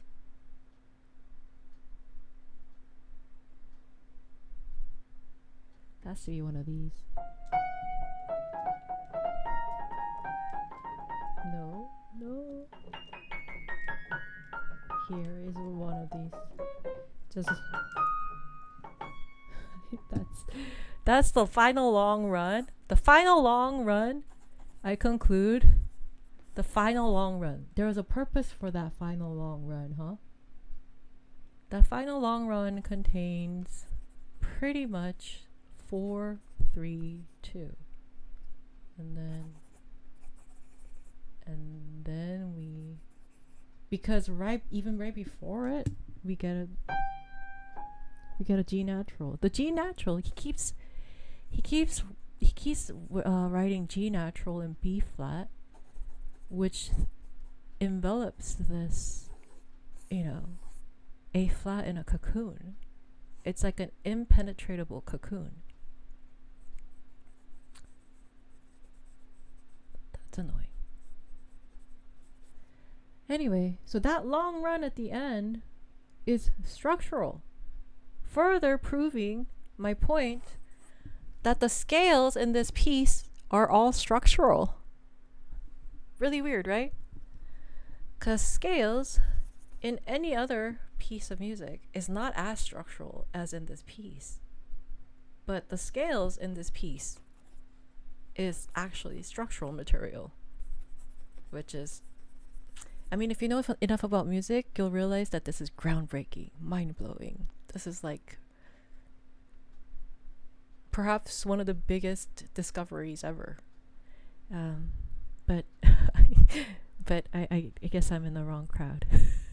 I'm in the wrong podium. I should be Harvard somewhere. Anyway, scales in this minute waltz, Opus 64, number 1, waltz, is structural. Structural and proven by the necessity of that long last run. And it wasn't for show. It wasn't for show. Well, there you have it. Intellectual property of Dr. Christine Hye-Su Kim. And yeah, I'll play it one last time. Thank you for this heaven for piano nerds. Oh yeah, we're in a absolute. We're in the what is it? What the Greek? The Greek. I don't believe in Greek gods. Sorry, I don't believe in many gods. Sorry. But wasn't it like wasn't there like a place for the Greek gods where they like hung out apparently? Well, this is the equivalent of that in terms of classical music in the most unlikely of places, YouTube. I said this before, and I don't think anybody realized, or they probably don't still realize, but there are people who YouTube is too good for them, but then there's people who are too good for YouTube. I fall in the second category, and I know it. That's why I try to show at least, I try to show 20% of it, my abilities. I only try to show 20% because I know that, at my 20%, this platform, I'm still too advanced for this platform. But one of these days, I'll just do it. And then there's arguably, the astrophysicists who like talk about like, all this kind of stuff. And yeah, there's like advanced knowledge being spread out in YouTube, obviously, right? But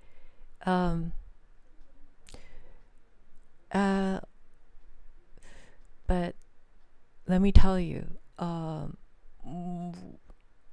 those discoveries by NASA and stuff, what I just did is equivalent to that level. Because if you think about it, how many times have you heard of the Minute Waltz, the Chopin Minute Waltz, and how many times have you heard it performed? How many times have you played it? This is like something that's just been rolling around for ages, right? For hundreds of years. No one prior to this, no one has said that this is a motivic composition, which it is. Which is why I say that Chopin is completely underrated, and although he's completely overplayed, and the thing is, I think he deserves to be overplayed. But when I say overplayed, it's not because he's being played too much. It's because he's being played without being understood. That's why I think I use the word overplayed, not because too many people play too many Chopin. No, he deserves to be played. He deserves all the airtime. He deserves all of it. But it's just most of what's being played is being played without understanding it. Right? Who thought that this last run, right? That this last run was structural and not just for show. Everybody thinks, he's just trying to make a grand finale. He's just trying to make a grand finale. That's what everybody thinks. It's been around for ages, hundreds of years. And probably, from the time of his days until now, probably everybody thought that this was just a frivolous act. Like, he's having a moment of Liszt, Although he looked down on Liszt, right? But he's having like a moment of Liszt, right? But no, this run was completely necessary because there's no other indications of this piece indicating that he wanted to migrate away from that A flat. Basically, we're glued to that A flat. We are completely glued to that A flat. How? By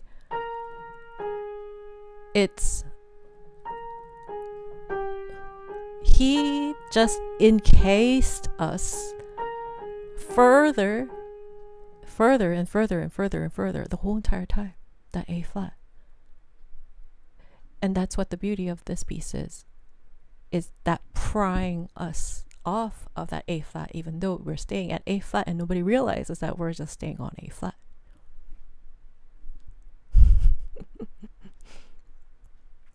Anyway, yeah, but there's like no news, there's no like televised news saying, hey, hello everybody, so we made a new discovery, like when you discover like fossil, or when you discover like, new discovery, there's no news channel announcing, hey, that Minute Waltz that everybody's been playing, guess what? We discovered new things about it that no one ever knew about it before except for Chopin. And maybe just a few others. Anyway, like, subscribe, join membership. I'm still at 20%, but just kind of feeling a little like I want to show more than 20%. Just kind of warming up to it. Like, subscribe to our membership. Hello, everyone. Yeah. It's a world discovery right here, right now. Earth shattering. Okay, well, let me go ahead and practice something. Let's see. Let's go ahead. Oh, well, I don't know.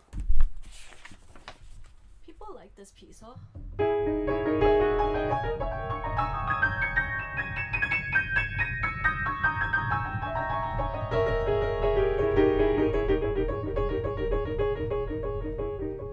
I didn't count.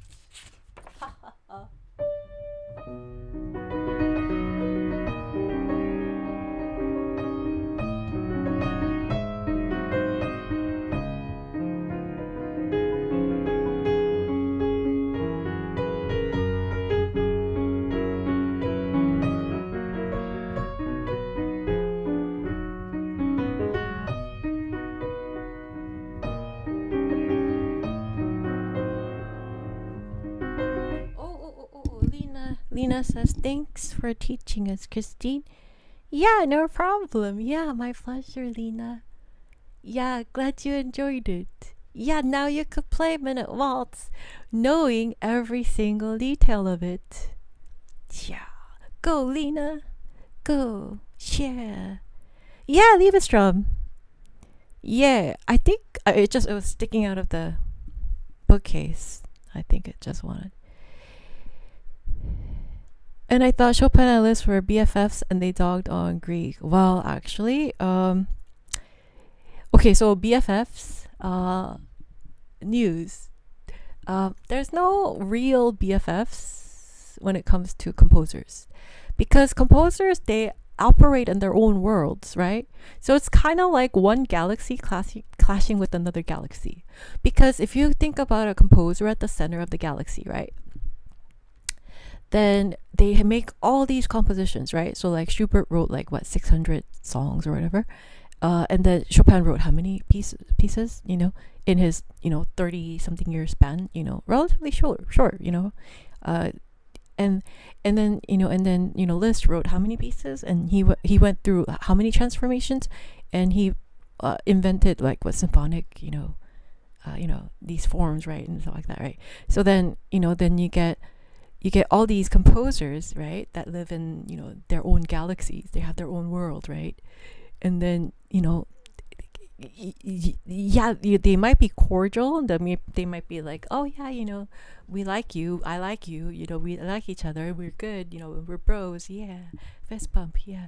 But then, in essence, I'll tell you one thing.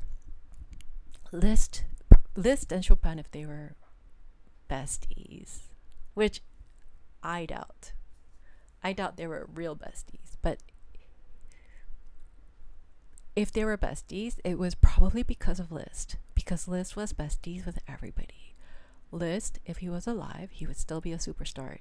He has superstar genes written all over him, and it doesn't matter what he looks like. It just his inner personality and everything, he's just born to be a star.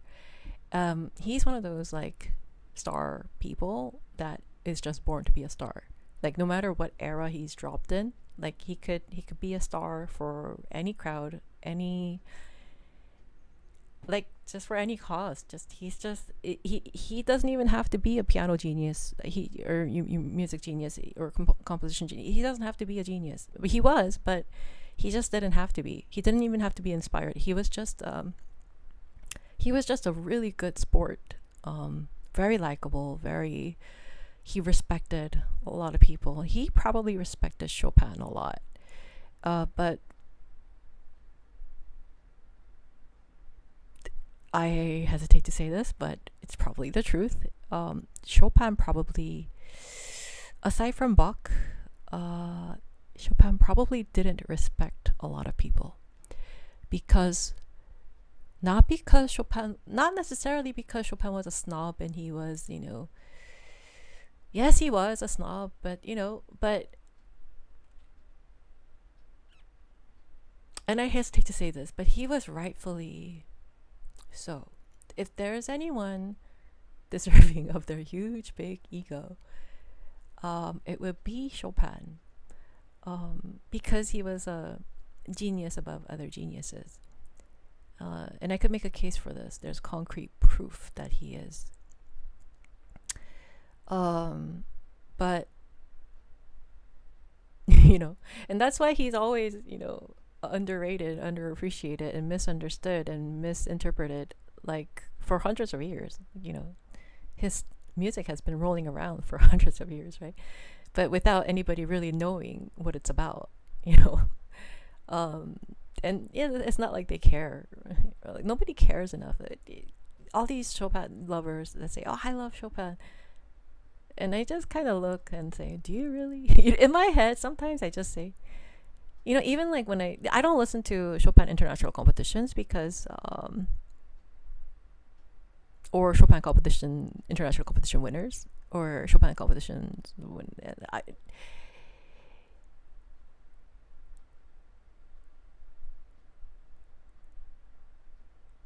well, they work hard, but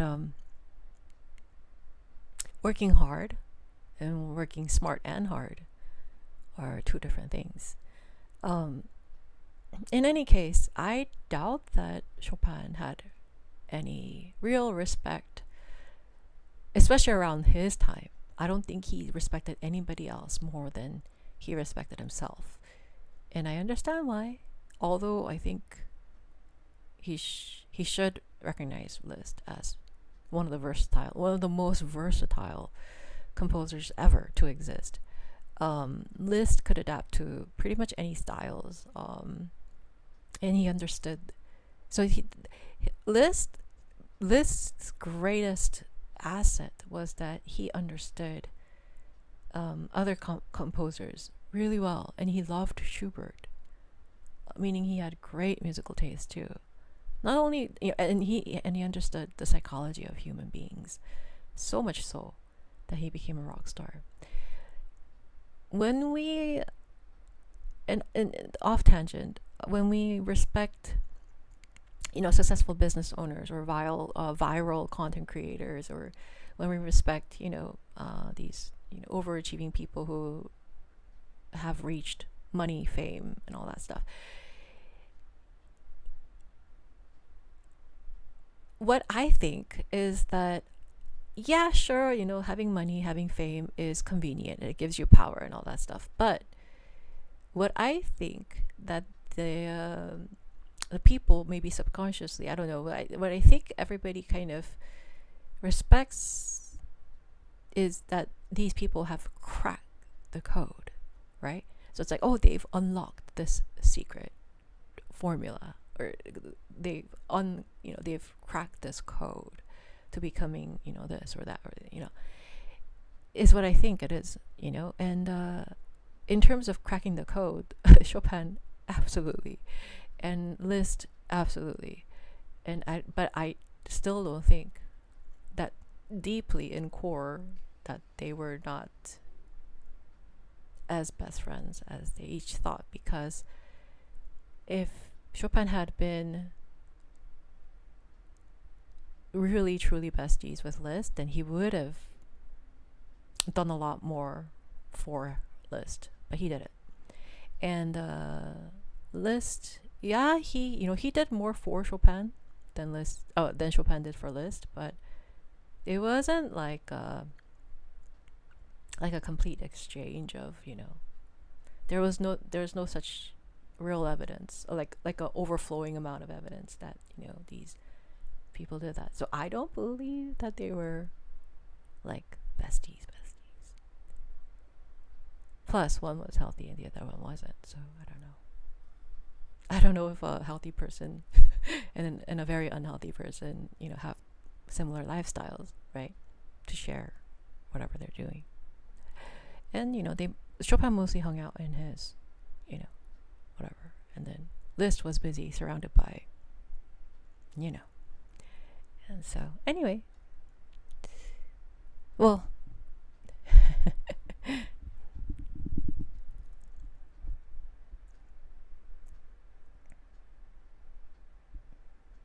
I actually really agree with you, Christine, about Chopin. Lena, do you? That's great. Thank you so much for agreeing. You describe the crowd pleaser. Oh, yes. Well, yes, but this is what I think, right? So Chopin knew enough about human psychology, but he wasn't the one to cater to human psychology. He was the one that like lorded over the human psychology part. But then Liszt knew about human psychology, and he catered to the people because he was like, oh, okay, I'll give you what you want, you know? But Chopin, yes, he did. But there was a side of him that was like, oh, I'm Chopin. I'm too good for you all. And his music, even to this day, show that that's how he thinks. If you look at his music and you actually know Chopin as well as I do, you'll know that Chopin knew that he was too good for everybody. And you could tell in his music. He's like, in his head, he's like, you idiots, like that. Like literally, there's instances where like he just kind of like does stuff, and then it sounds like, you idiots, you like my music, but for all the wrong reasons. He knew it then, and so he wrote it out. He's like, you like my music for all the wrong reasons, and not for the right reasons. And you could tell he's thinking that when you hear some of his compositions, not all, but some of them. Like you could really tell. Even like here, you know, with the minute waltz, the way he wrote half notes with a slur, but not for. But those are quarter notes. This one, these were quarter notes. But then when he moved up, but then he did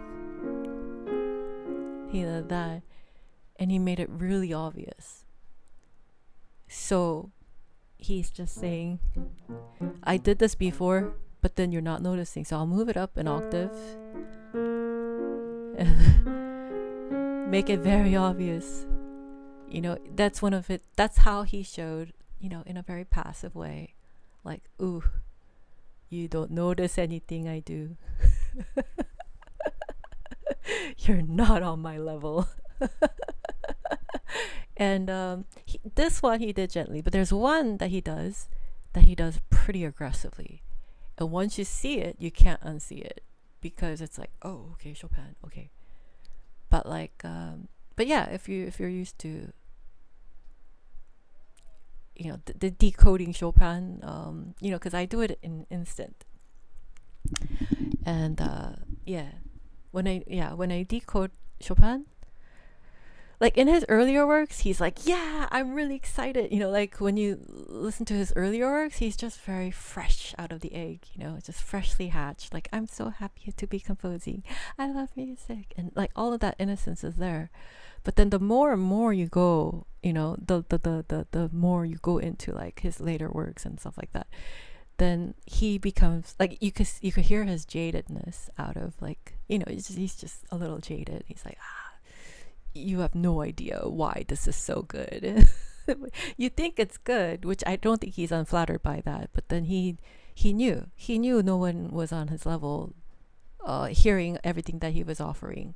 He knew that no one was taking in him. He knew that no one was taking him in at 100%. When he was putting out 100%. I mean, this is a, you know, short waltz, right? Whatever I was playing, it was a short waltz.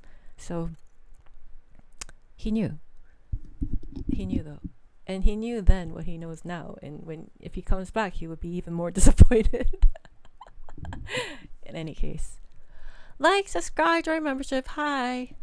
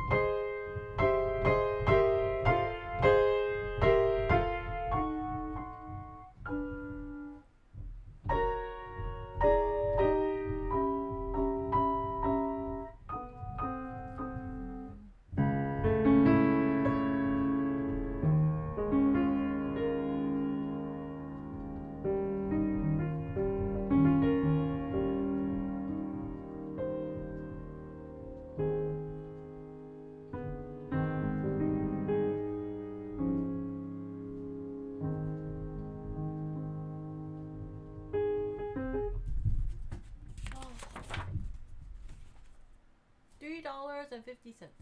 Ooh, that's a good deal.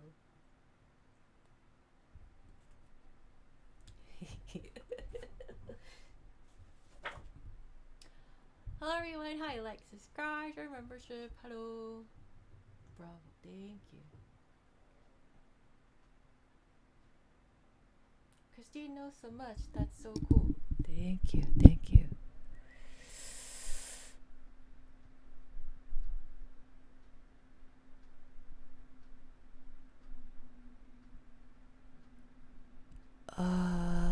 They're closer, I suppose their music might have picked on the characteristics of the other, which they clearly did not. Yeah, that's my point. Because, you know, composers compose what's in their heart through their head. So, yeah, they were not moved enough to, like, take on the characteristics of another.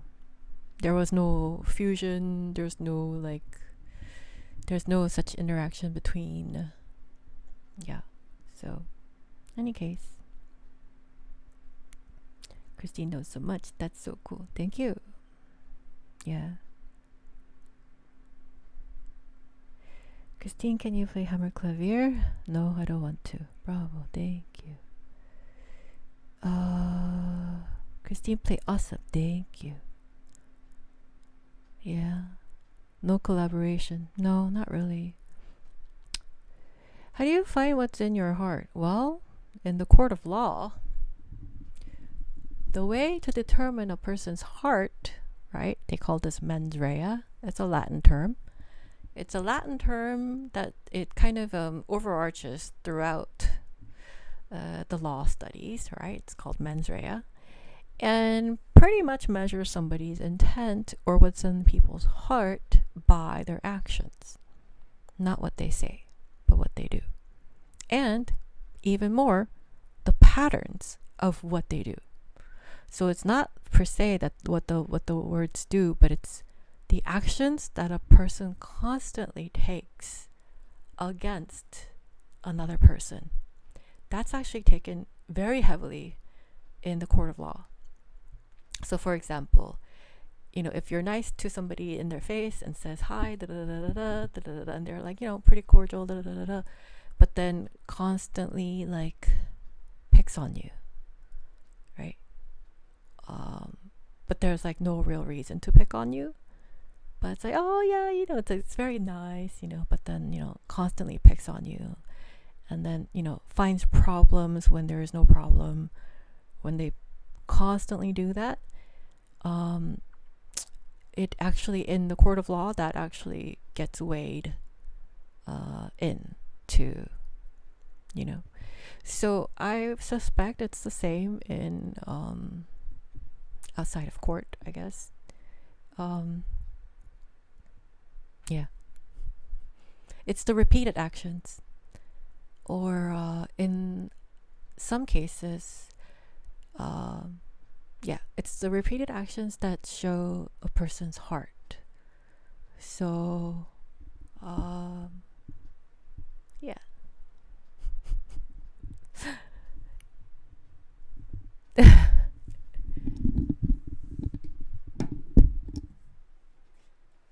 Anyway, oh. Let's see if I could count. Okay, now we're in the Chopin today. I mean, we haven't done too much Chopin lately. We always have Chopin, but we haven't done too much of Chopin lately. We haven't had like this one like day of just Chopin music, right? Anyway, I think I'm gonna do a little bit more of that for a period of time. While maybe I should learn more new pieces. But I actually have to do members only pretty soon. But anyway, like, subscribe, join membership. 2 hours and 26. Okay. All right.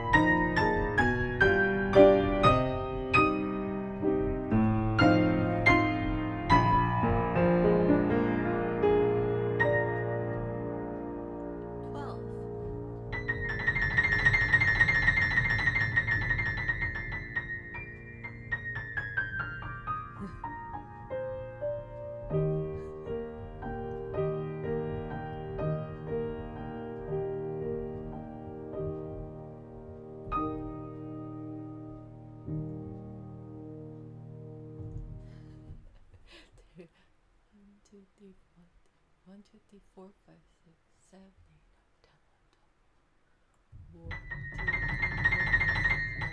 2, 3, 4,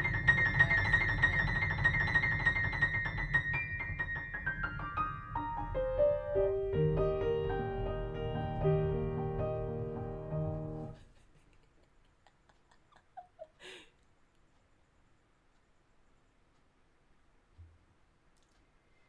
Anyway. Oh, hi, hi. Thank you, thank you, thank you, thank you. Yeah. Oh my gosh, yes. Yes. Hey, Doppio, you're using your Chopin icon. Thanks for using your Chopin icon. Great. Love the nocturnes, etudes, and preludes. I know, right? Aren't they like so great? Christine plays Chopin nocturne. So nice. Good job, Christine. Thank you so much. Yeah. And just like the waltz, this one has a secret too, because each of them have formulas. Love from Japan. Thank you. That was awesome, Christine. Yeah, thank you. Yeah. Hey, Jumpy, Jumpy. What is this? This one? This one? Like this? Like this? Like this? Hi. Hello. Salute. What if you're saluting and you poke your eye? Can you do this then? Hi. Hello. You have to protect your eye. What if this way? Hello. What if you have to protect both your eyes? Hello. Did you have to protect your eye?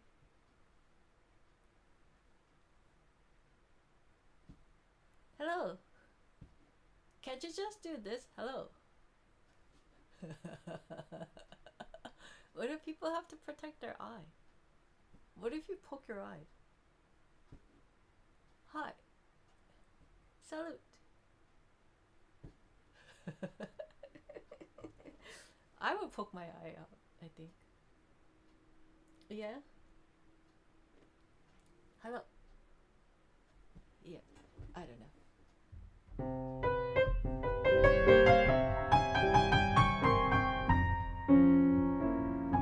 Like, how do you know when to stop?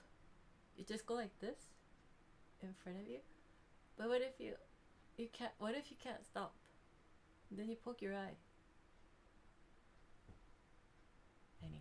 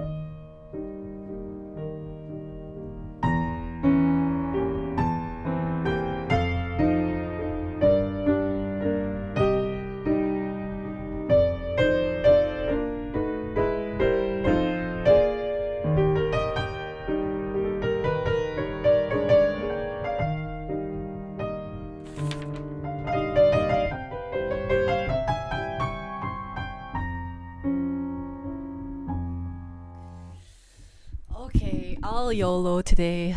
You know the meaning of you only have one life to live type of thing, right? That YOLO thing. It's died down a bit, yeah. But heck, yeah, I only live once, and you know, the thing about life is that you don't know when it's gonna end and when it's gonna begin or whatever. So let me go ahead and YOLO this one. Minute waltz. It's the A flat that takes the center stage there, but in this the nocturne, the center stage belongs to the tonic, which is, you know, in the case of, look what Chopin did, right? So he chose the A flat in the key of D flat, which is the 5. This is a very unsettling thing, to be stuck to the 5, because the 5, it has to resolve to, or it has to resolve up or resolve down, but it has to resolve to the home key at the end of, wow, this is very untuned. But anyway, using my old broken untuned piano at the moment. But notice how with the minute waltz, I hate the term minute waltz though. Okay, Opus 64 number 1 waltz in D flat major. Notice that he was practically glued to that dominant A flat. But here, what he does is he actually is glued to the E flat instead, which is a tonic.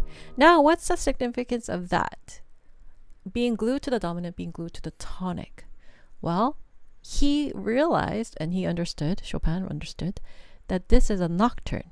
It's not a waltz. Well, what's the difference between a waltz and a nocturne? Except one's fast and the other one is slow, seemingly. Well, yeah, but the waltz is a dance, and the dance music has to go on as long as the dancers dance. Usually, you know, if you ever played for like ballet class or anything like that, then the dance has a center stage. Dance music has a center stage, and the dancers are the main attraction. So the music revolves around all the time, but you know, that's just me as a pianist. But you know, so the propelling forward, having to continue, sitting on the dominant makes more sense, as opposed to the Chopin nocturne. The nocturne is relaxed music in the evening. Is he the originator? Is he the originator of like the nocturnes? Not really. John Field, right? You know, we know the John Field nocturnes. Anyway, but you know, Chopin takes anything to the utmost art level, right? So because he's doing art and not just creating some random music, or you know, some chooses the E flat to glue himself to. First notes, you don't have that. At the end of that phrase is the E flat. Now, at the end of that phrase is E flat, and then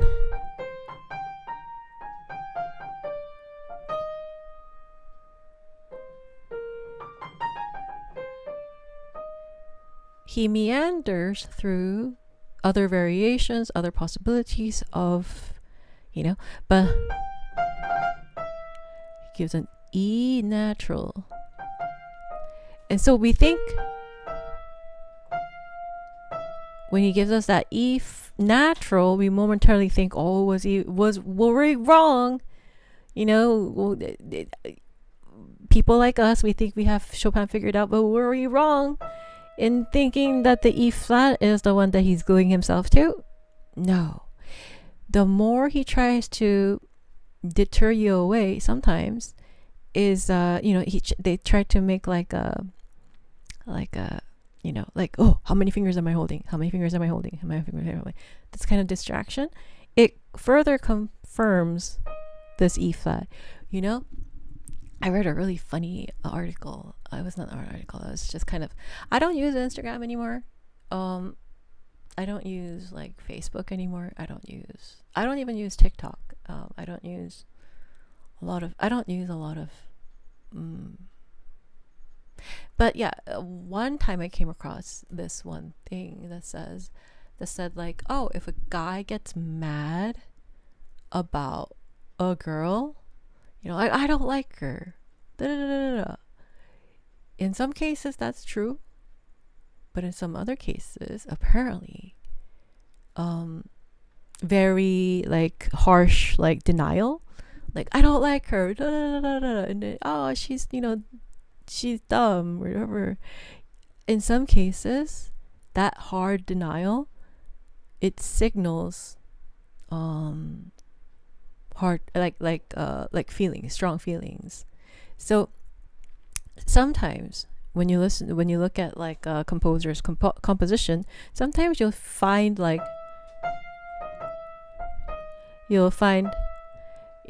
other, Chopin's like, no, I'm not, no, I'm not obsessed about this E flat, but he is, because he always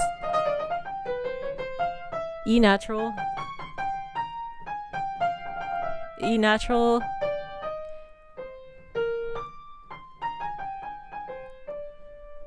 E flat. And is he obsessed with this E flat because it is the tonic, and rightfully so? Should he obsess over? No, because if you notice from his obsession was with the 5.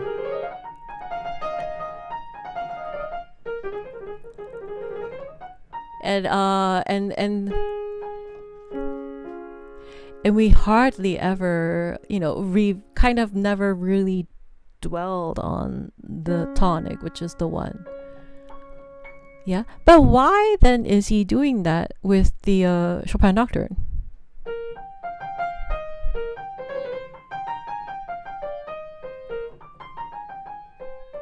He keeps coming back to this E flat.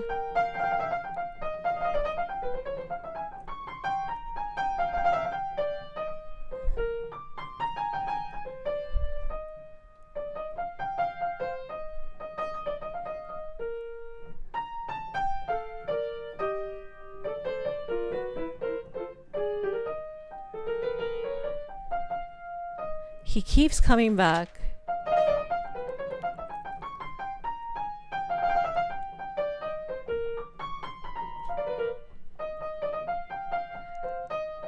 E flat.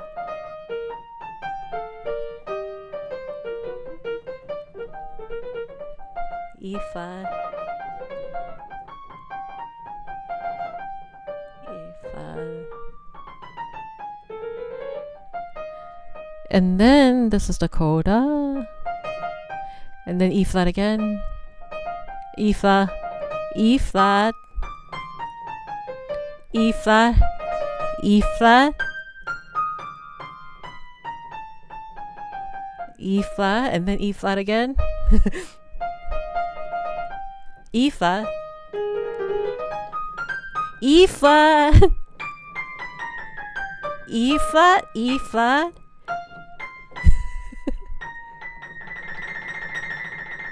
I'm not counting. E flat.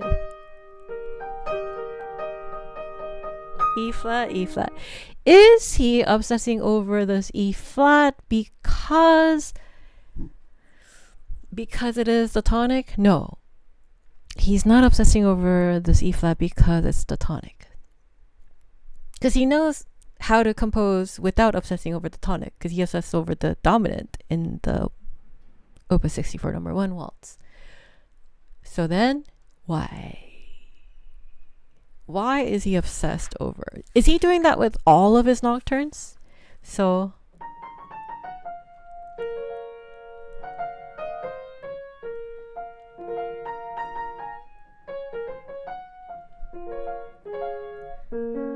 B flat minor.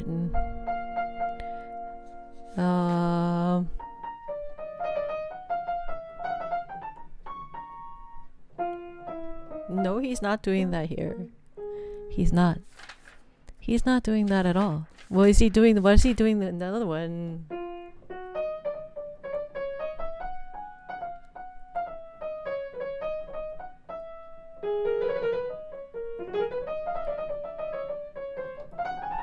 He's not doing...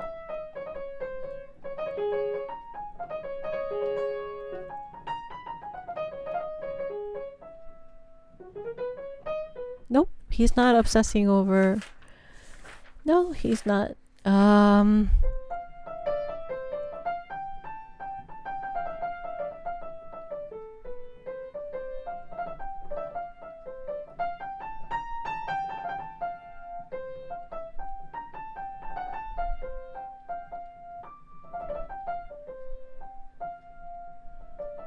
Nope. He's not.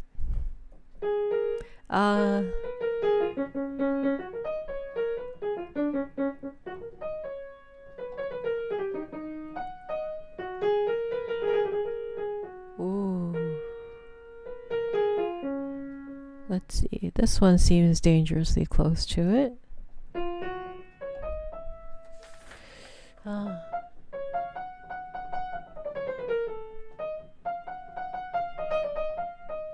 No. He's not obsessed with one single pitch here. He's obsessed with one single pitch in the Opus 64 number 1 waltz, and he's obsessed with this at Opus 9 number 2. Yeah.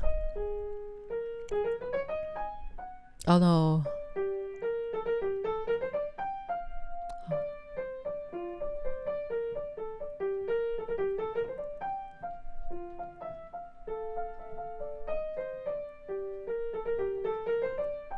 He's here, but it's with the wrong... It's with the wrong pitch. But it's not the one that he's obsessed with. Definitely not this one. No, he's not really obsessed with one single pitch. He's obsessed with an idea of a single pitch there. Kind of like a facade, right? No, not here. Kind of, but no, he's not there.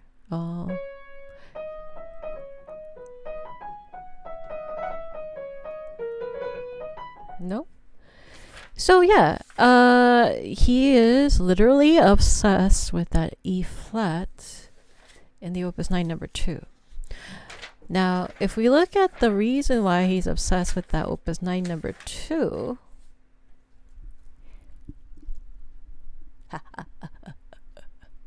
yeah, notice even, within one composer, right? Chopin is one composer, but within like even Chopin, him being one composer, he doesn't follow the same structure. He doesn't follow the same protocol in all of his pieces, right? It's just he operates like a different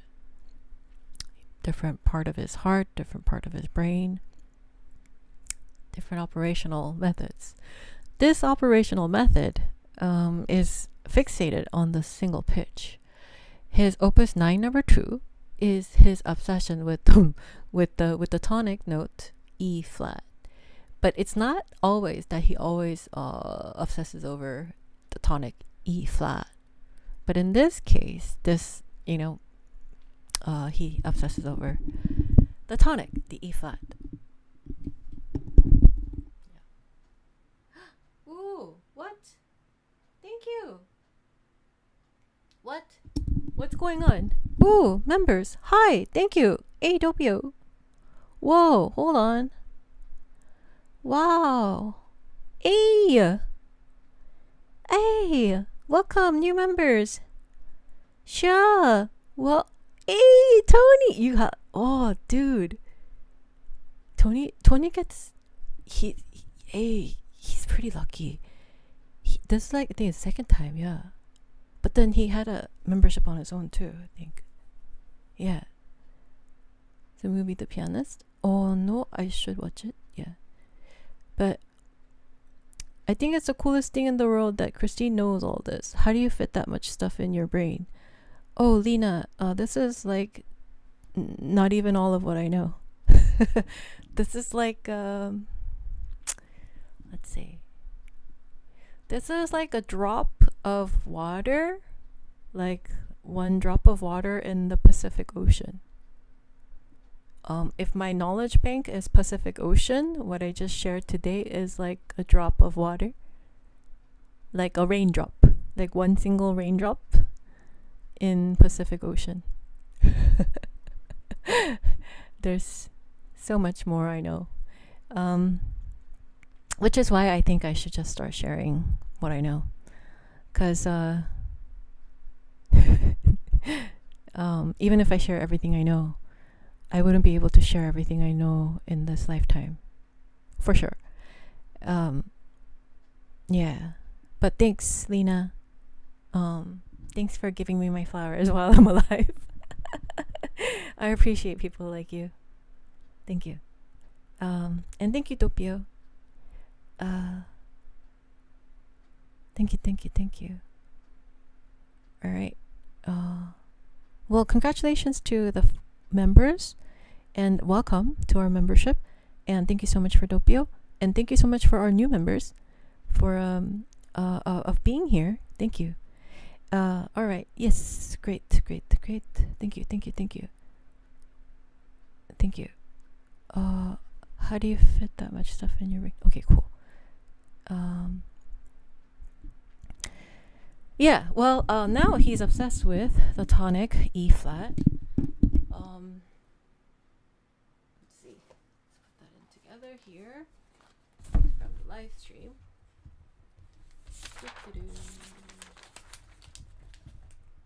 In Opus 9, number 2, Chopin. Chopin Nocturne. Obsessed with E flat, the tonic. In here, Chopin obsessed with the dominant A flat. Okay, and in here, E flat, the tonic. So then, there's actually, as a pianist, as a performer, as a top-rated performer, there's multiple ways of depicting this movement towards the E flat. So, this is not E flat.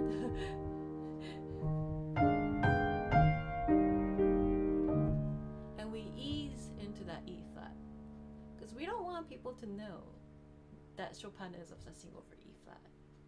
Yeah, because he's being sneaky at the beginning, right? So in his obsession with the A flat for the waltz, he just says flat out, here we go.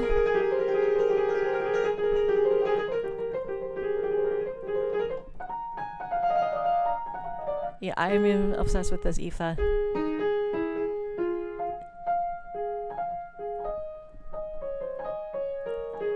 I'm obsessed with this A flat, sorry.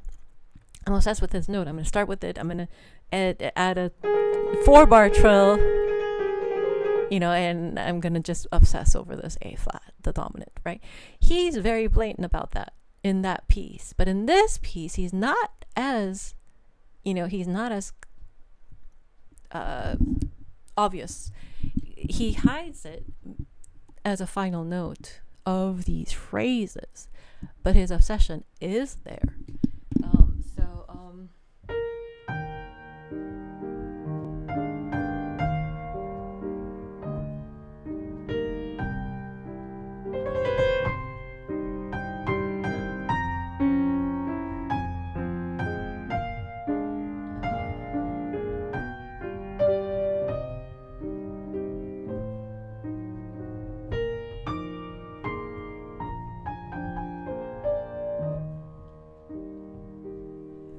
You want to honor his discreetness with his obsession with the tonic E flat.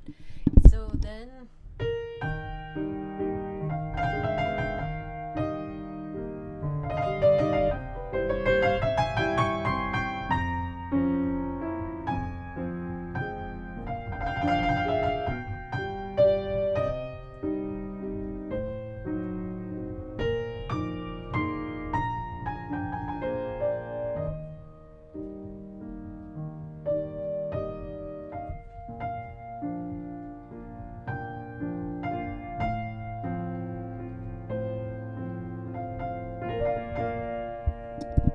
from E flat, he goes to the land of the dominant, which is B flat major. B flat major only has B flat and E flat. So when he veered off to this, then the E flat is no longer a part of the tonic. E flat does not belong in the B flat major chord.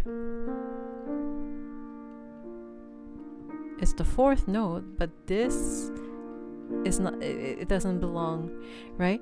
But watch him watch him sneak in that E flat.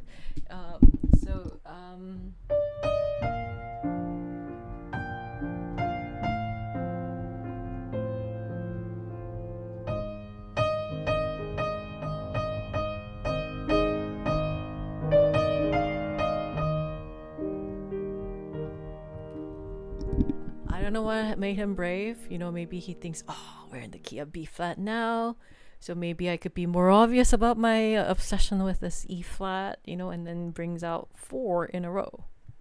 Who knows, right? That, I don't know. But suddenly, he puts 4 E flats in succession, which confirms our theory that he is obsessed with this E flat. I mean, it's confirmed all over, but this is the first instance where he's being forthright about it. So,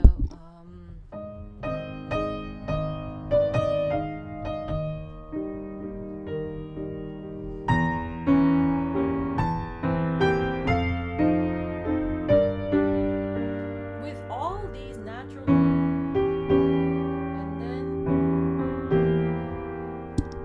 mind you, then he follows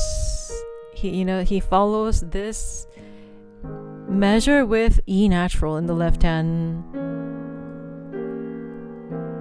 He's saying no, it's E flat. No. I'm not that interested in E flat. But then lo and behold, he has an E flat in the right hand.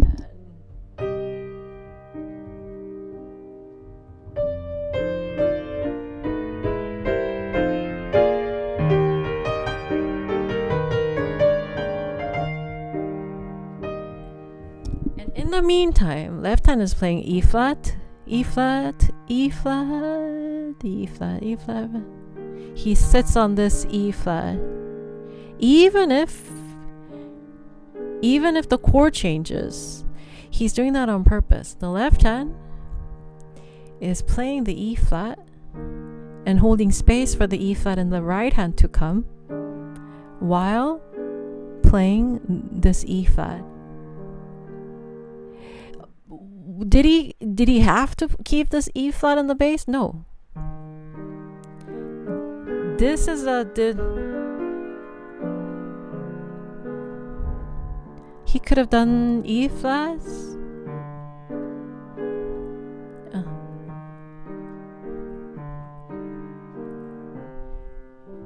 He could have done something else, but he actually kept the E flat through the chord changes on purpose, so that when the E flat returns in the right hand, his left hand has prepped the way. It's like, prepare the way. Oh, we're gonna keep the E flat in the bass, so that we're gonna go E flat, E flat, E flat, and then the right hand's gonna join with the E flat. There. Yeah, clever, huh?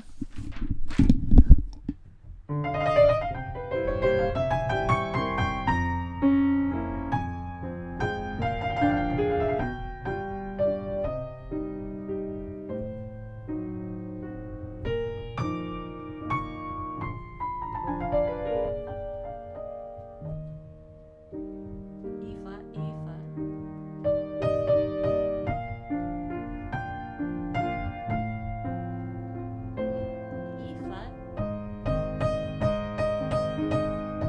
He writes 4 there, total of 5.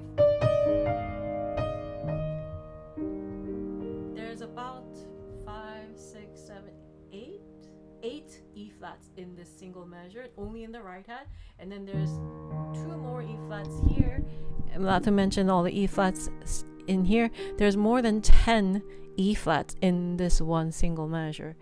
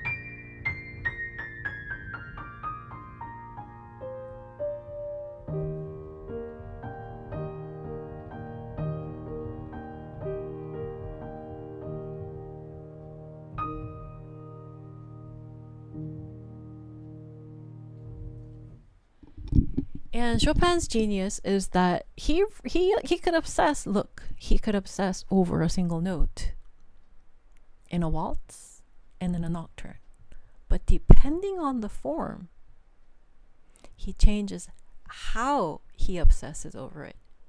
In one piece, in the case of his obsession with the dominant A flat in the waltz, it's very in your face. Let's repeat it as much as we can. A flat, A flat, A flat, A flat. And then when you go to his nocturne, it is just so suggested. It's a yearning for the E flat, and the E flat is constantly in your mind the entire time in the subconscious level. That's how much of a crazy genius Chopin is. He could obsess over a single pitch, but it's not an uncontrollable obsession, you see?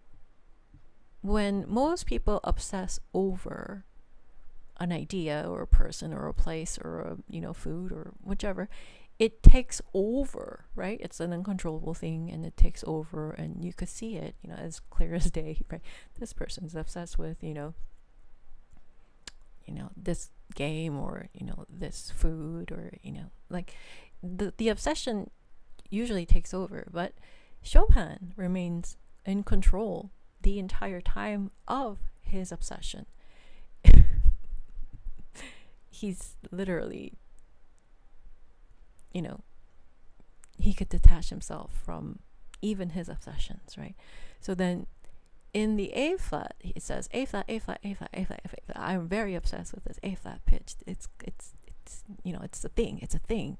It's a B flat to A flat, and then G natural, which is the leading tone to A flat, which he's tonicizing it, right? So, he tonicized at the very beginning.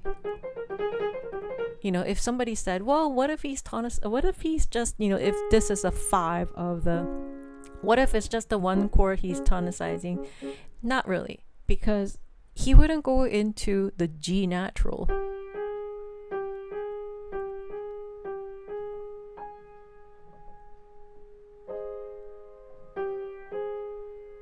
he's actually tonicizing the 5, the dominant, because of the presence of that G natural.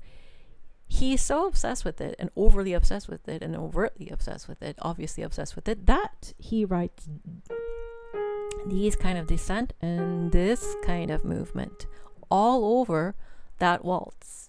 But in this, he does his obsession with the E flat, with the tonic, in a very discreet and roundabout way. But it's still an obsession, and you can see that completely in the coda. Every single important phrase, every single kind of an idea that begins with the E flat, he's hidden it dormant, kind of, he's kind of suggested it, and it's kind of like roundabout way. Oh, I like this E flat tonic. But in the coda, well, since we're ending this, I mean, it's kind of like we're never going to see each other ever again after this, I guess. So I'll just spill my beans, He's spilling the beans the last page or so, which depending on whichever edition you have. But in the coda of this, well, truth be told, so he's spilling his beans. Well, I really like this E flat, right? And then sometimes he denied it sometimes using the E natural, saying, no, not really, But then here he's just like,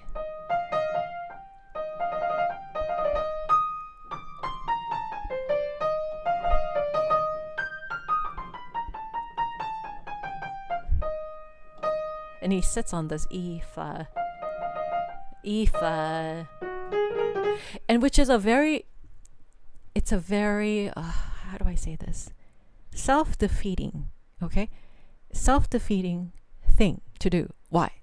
Because if you reach, honestly, when you reach the tonic, the home key,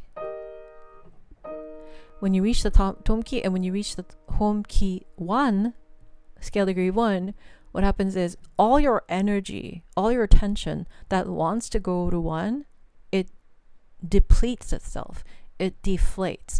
So many composers, especially Beethoven, right? Many composers avoid going to the 1 as long as possible. They prolong, and they avoid going to the 1 until it's absolutely necessary. But in no case, in very rare cases, you will find somebody just hammering down the 1, 1, one.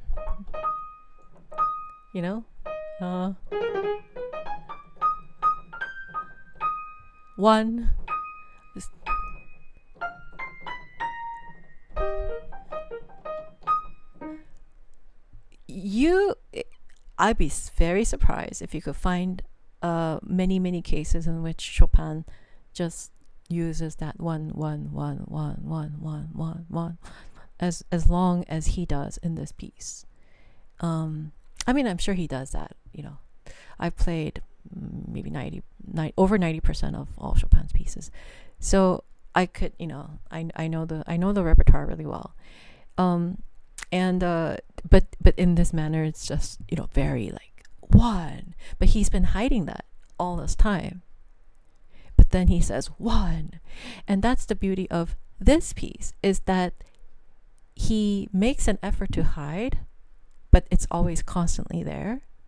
And then at the very last part, he opens up and says, well, to be honest, 1, 1, 1, 1, 1, 1, 1, 1, 1, 1, 1 has been on my mind, if you haven't noticed. And that's actually the story of this piece. It's not really, so what I want to show you, for people who are not very familiar with music, is that composers of the highest order, the highest level of geniuses, they don't operate around elaborate ideas. They sometimes create a masterpiece just out of 1 note. Literally 1 note, 1 pitch. And you've seen the instances of this, right? And how successful is this piece? How successful is this nocturne? How successful is the minute waltz? Almost everyone who knows about piano knows about these 2 pieces. They're one of the most famous pieces in all of history. But what are they? Are they elaborate in conception? Are they like, oh, so many notes, this note matters, this note matters, this chord matters, this chord matters, no. It really, when you go down to a deep, when you excavate all of that to the surface, and then when you look down at the very core of it is very simple. It's just one note. This is about the E flat. The other one was about the A flat. But that's the beauty of it, is that Chopin's able to construct so much for a single note. Then imagine what he could do with 2 notes or 3 notes. And so, once again, instead of searching for lost pieces, before we do that, we could do that, sure. But before you do that, how about we take a look at Chopin, one of his most well-known pieces, and see how well do you know it? How well do you know the piece that has been overplayed, overconsumed for hundreds of years? How well do you know it? Yeah? And thank you so much for being here. Yeah? And I'll play. Now that you mention it, even for my untrained ear, strangely the E flat has something seductive in that piece I'm unable to explain. Yes. Absolutely yes. Right? Yeah. rock 2/3 movement. Okay, great. Amazing content. It's 2 a.m. here, but still holding on for this lecture. Absolutely worth watching. Thank you. Sorry if I fell asleep without saying bye. No worries. Yeah, and thank you so much, Eleazar, for that. Amazing content. Yeah, thanks. Okay, great. Love it. Yeah, you love this piece, right? Great. Yeah, very good. KB t-shirt is cool. Thank you so much. Thank you.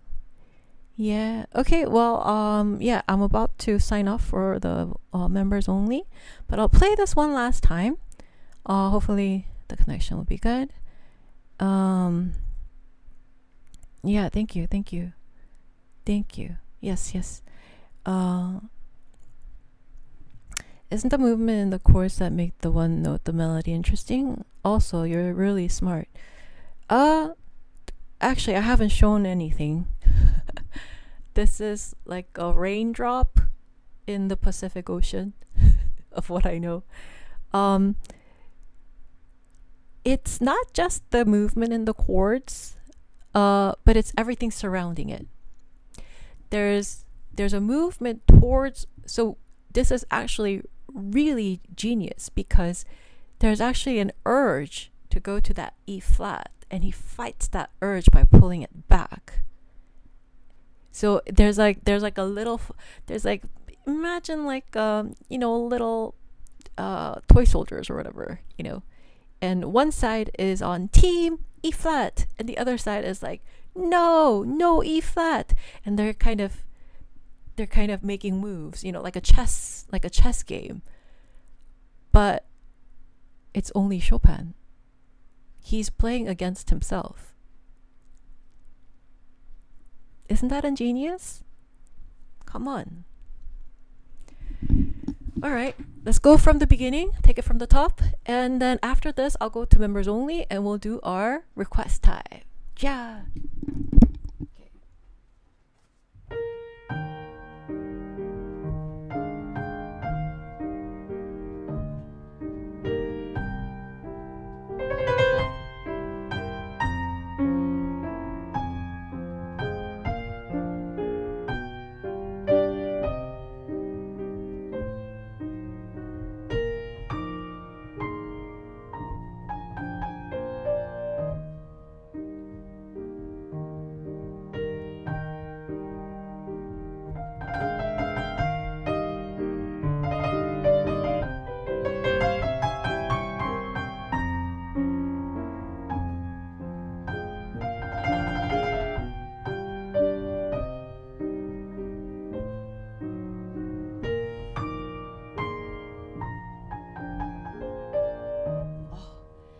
Well, now that you know, right? Let me show you something really cool.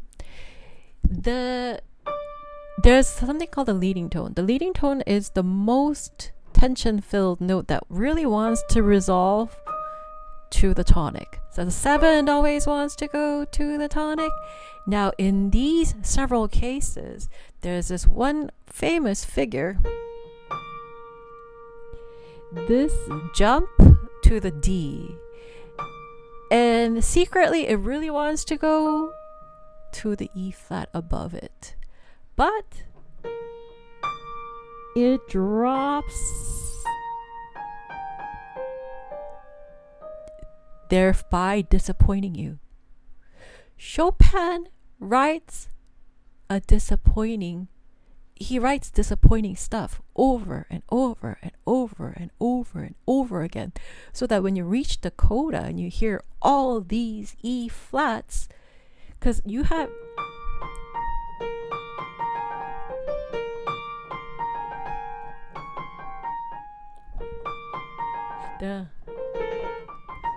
there's over and over and over again, you hear this D flat that never goes to the E flat on the top. And he builds these disappointments in again and again and again and again and again for about 2 whole pages. And then on that 3rd page, he says E flat, E flat, E flat, E flat, E flat. Brilliant, right? I mean, who thinks of disappointing oneself over and over and over again? You're the creator. This is like a sandbox. You know, if you're doing like, you know, in Pokopia, there's a sandbox place where you just go and then you could do everything you want. You know, as long as you have the resources, there's nothing holding you back, no missions, nothing. You know, it's just sandbox mode. In this sandbox mode, if you know games, you know, in this sandbox mode, you are the creator, you are everything. There's nothing holding you back. There's no one telling you not what to do. And yet, this is the story that he writes. He writes disappointments over and over and over and over again, but it's so beautifully done that no one thinks of this as a huge disappointment.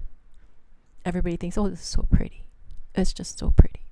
But no, he's actually writing disappointments over and over and over and over and over and over and over again for 2 whole pages.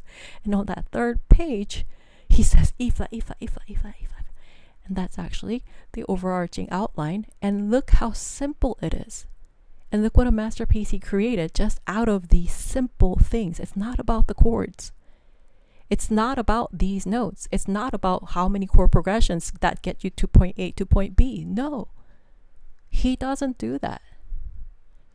That's why he's a genius above geniuses. He's on another level of genius, everybody.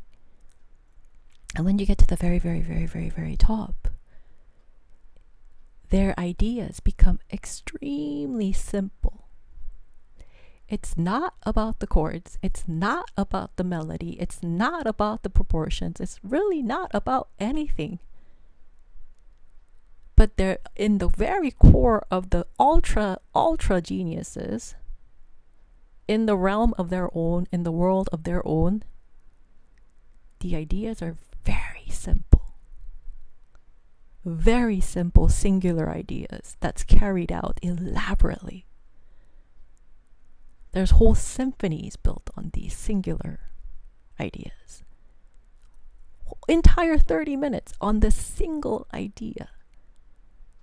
And that's why they have survived hundreds of years. Their music has survived hundreds of years. How many people have lived and died during those hundreds of years, and we don't have them as a household name like Beethoven, Chopin, Mozart, Bach? How many of these people? Bach lived a long, long time ago. How many people have died in between? The reason why they're ultra geniuses is not because of the chords. It's not because of the melodic lines. It's not because of what everybody on the YouTube says. I'll be the first one in YouTube. Actually, first one maybe in all of platforms to say this. When you get to the very top, the ideas are not elaborate. The execution of these ideas are elaborate, more elaborate than ever. But the idea that holds it together is very singular. There's a key to it. And that's why I keep saying you only have one right answer. You only have one right answer when it comes to ultra genius music. And I've been saying this for a long time. And today is the first time I actually opened up a little about it. But see, here's a piece that you always heard. The other one is always the piece that you always heard. And everybody thinks, oh, she knows a secret that's really elaborate. No. The secret that I know is that it becomes very simple. All of these pieces, the masterpieces, almost get reduced to one single thing. But finding that one single thing is nearly impossible. But once you get down, once you're able to get down to that one single thing, then it unlocks the whole entire piece. Anyway, like, subscribe, join membership. Intellectual property of Dr. Christine Hye-Su Kim. Me. This is my research findings. And I guarantee you've never heard of this anywhere else.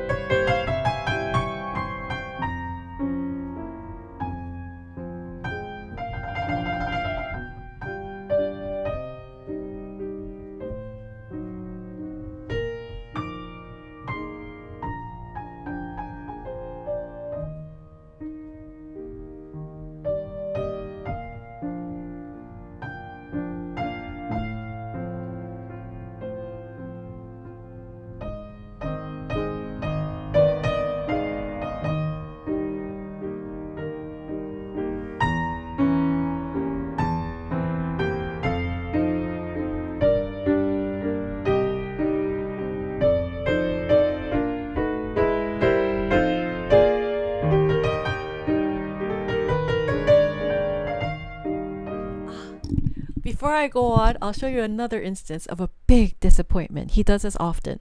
You have now this D flat, this D natural wants to go to the E flat. But we think, right, as a listener, we think because it opens up grandly that we have absolutely received our resolution. But no, it's a huge disappointment. Huge. Because we haven't received that E flat, but instead of it overshoots and lands on the G instead, and so we're still disappointed. We're disappointed without knowing that we're disappointed, right? So we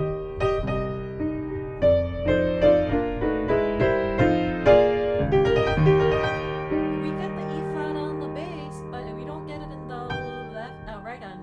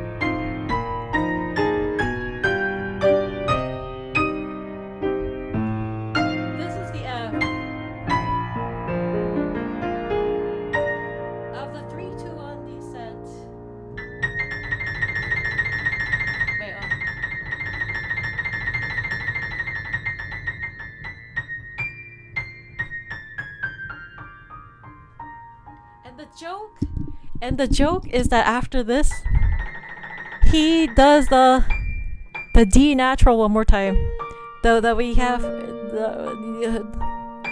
He does it one last time. That's the joke.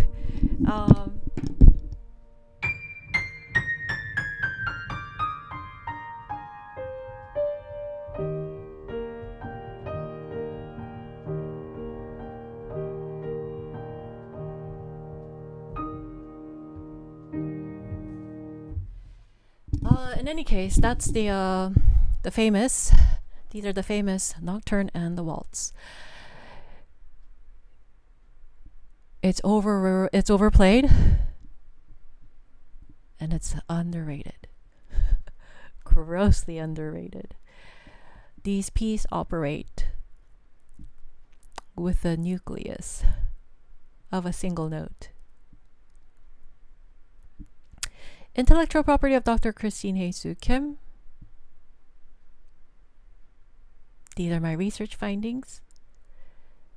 And I urge everyone to revisit your Chopin and your Beethoven and your Bach and everything that has been grossly overplayed, but still grossly underrated and misunderstood.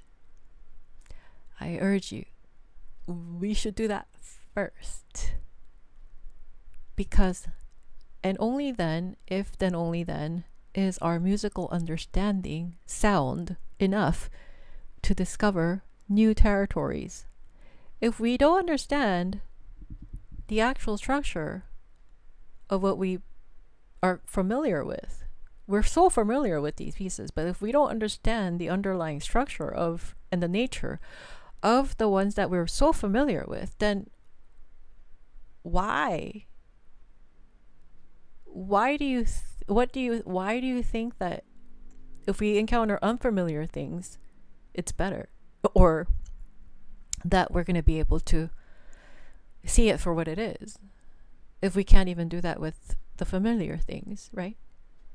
So I urge you to go and take a look at all the pieces that you know, using all the music theory techniques you know, and I say go and dig for the truth, because there is one single truth embedded in each and every single one of these pieces.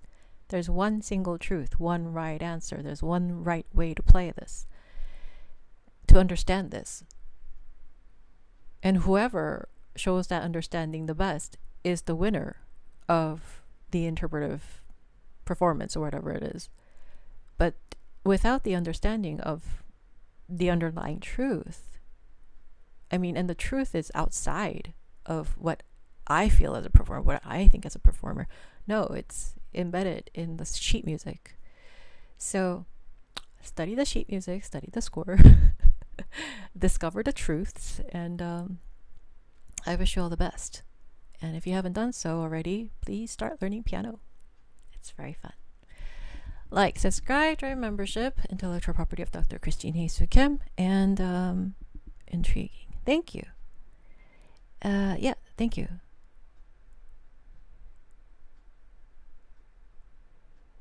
Is there nothing but triad harmonies? Tertian harmonies? Well, when you actually stack up a lot of thirds, then it becomes fourths.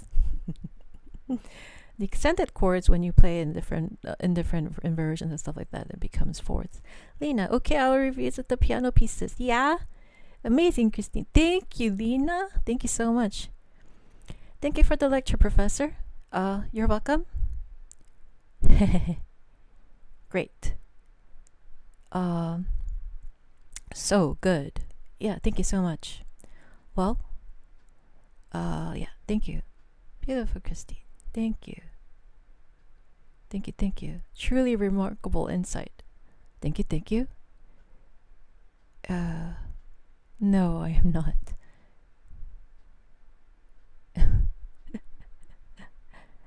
I studied with the world's best.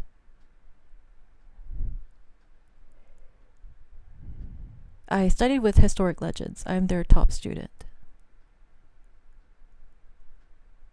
Oh, thank you.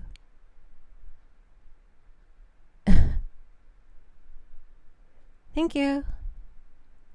Thank you so much. Like, subscribe, join membership. Thank you so much. Yeah. Okay, well, I'm going to go to members only. And yeah. Thank you, thank you. Thank you, thank you. Thank you, thank you, thank you. Thank you. All right. Well, like, subscribe, join membership. Have a great weekend. I think I caught up. Hey, Christine, have a safe and good weekend. Thank you, Chad, man. Thank you. Appreciate it. All right. Well, if you're curious about me, yeah, cool. Oh, cool. Izai. Ah. Okay, cool. Thank you. Thank you. Thank you. Thank you. Ah, I see. Cool, cool. As a jazz player, these live streams are very fun. Oh, cool. Yeah. Lena, hope you have the best weekend, Christine. Thank you, Lena. You too. You too, Lena. Xia. Xia. Have a wonderful weekend. Yeah. Thank you. Yeah. And if you're curious about me, go to chkpiano.world or chkpiano.com. Either one of those works. Okay. And I'm going to go to members only. Thank you. Bye-bye.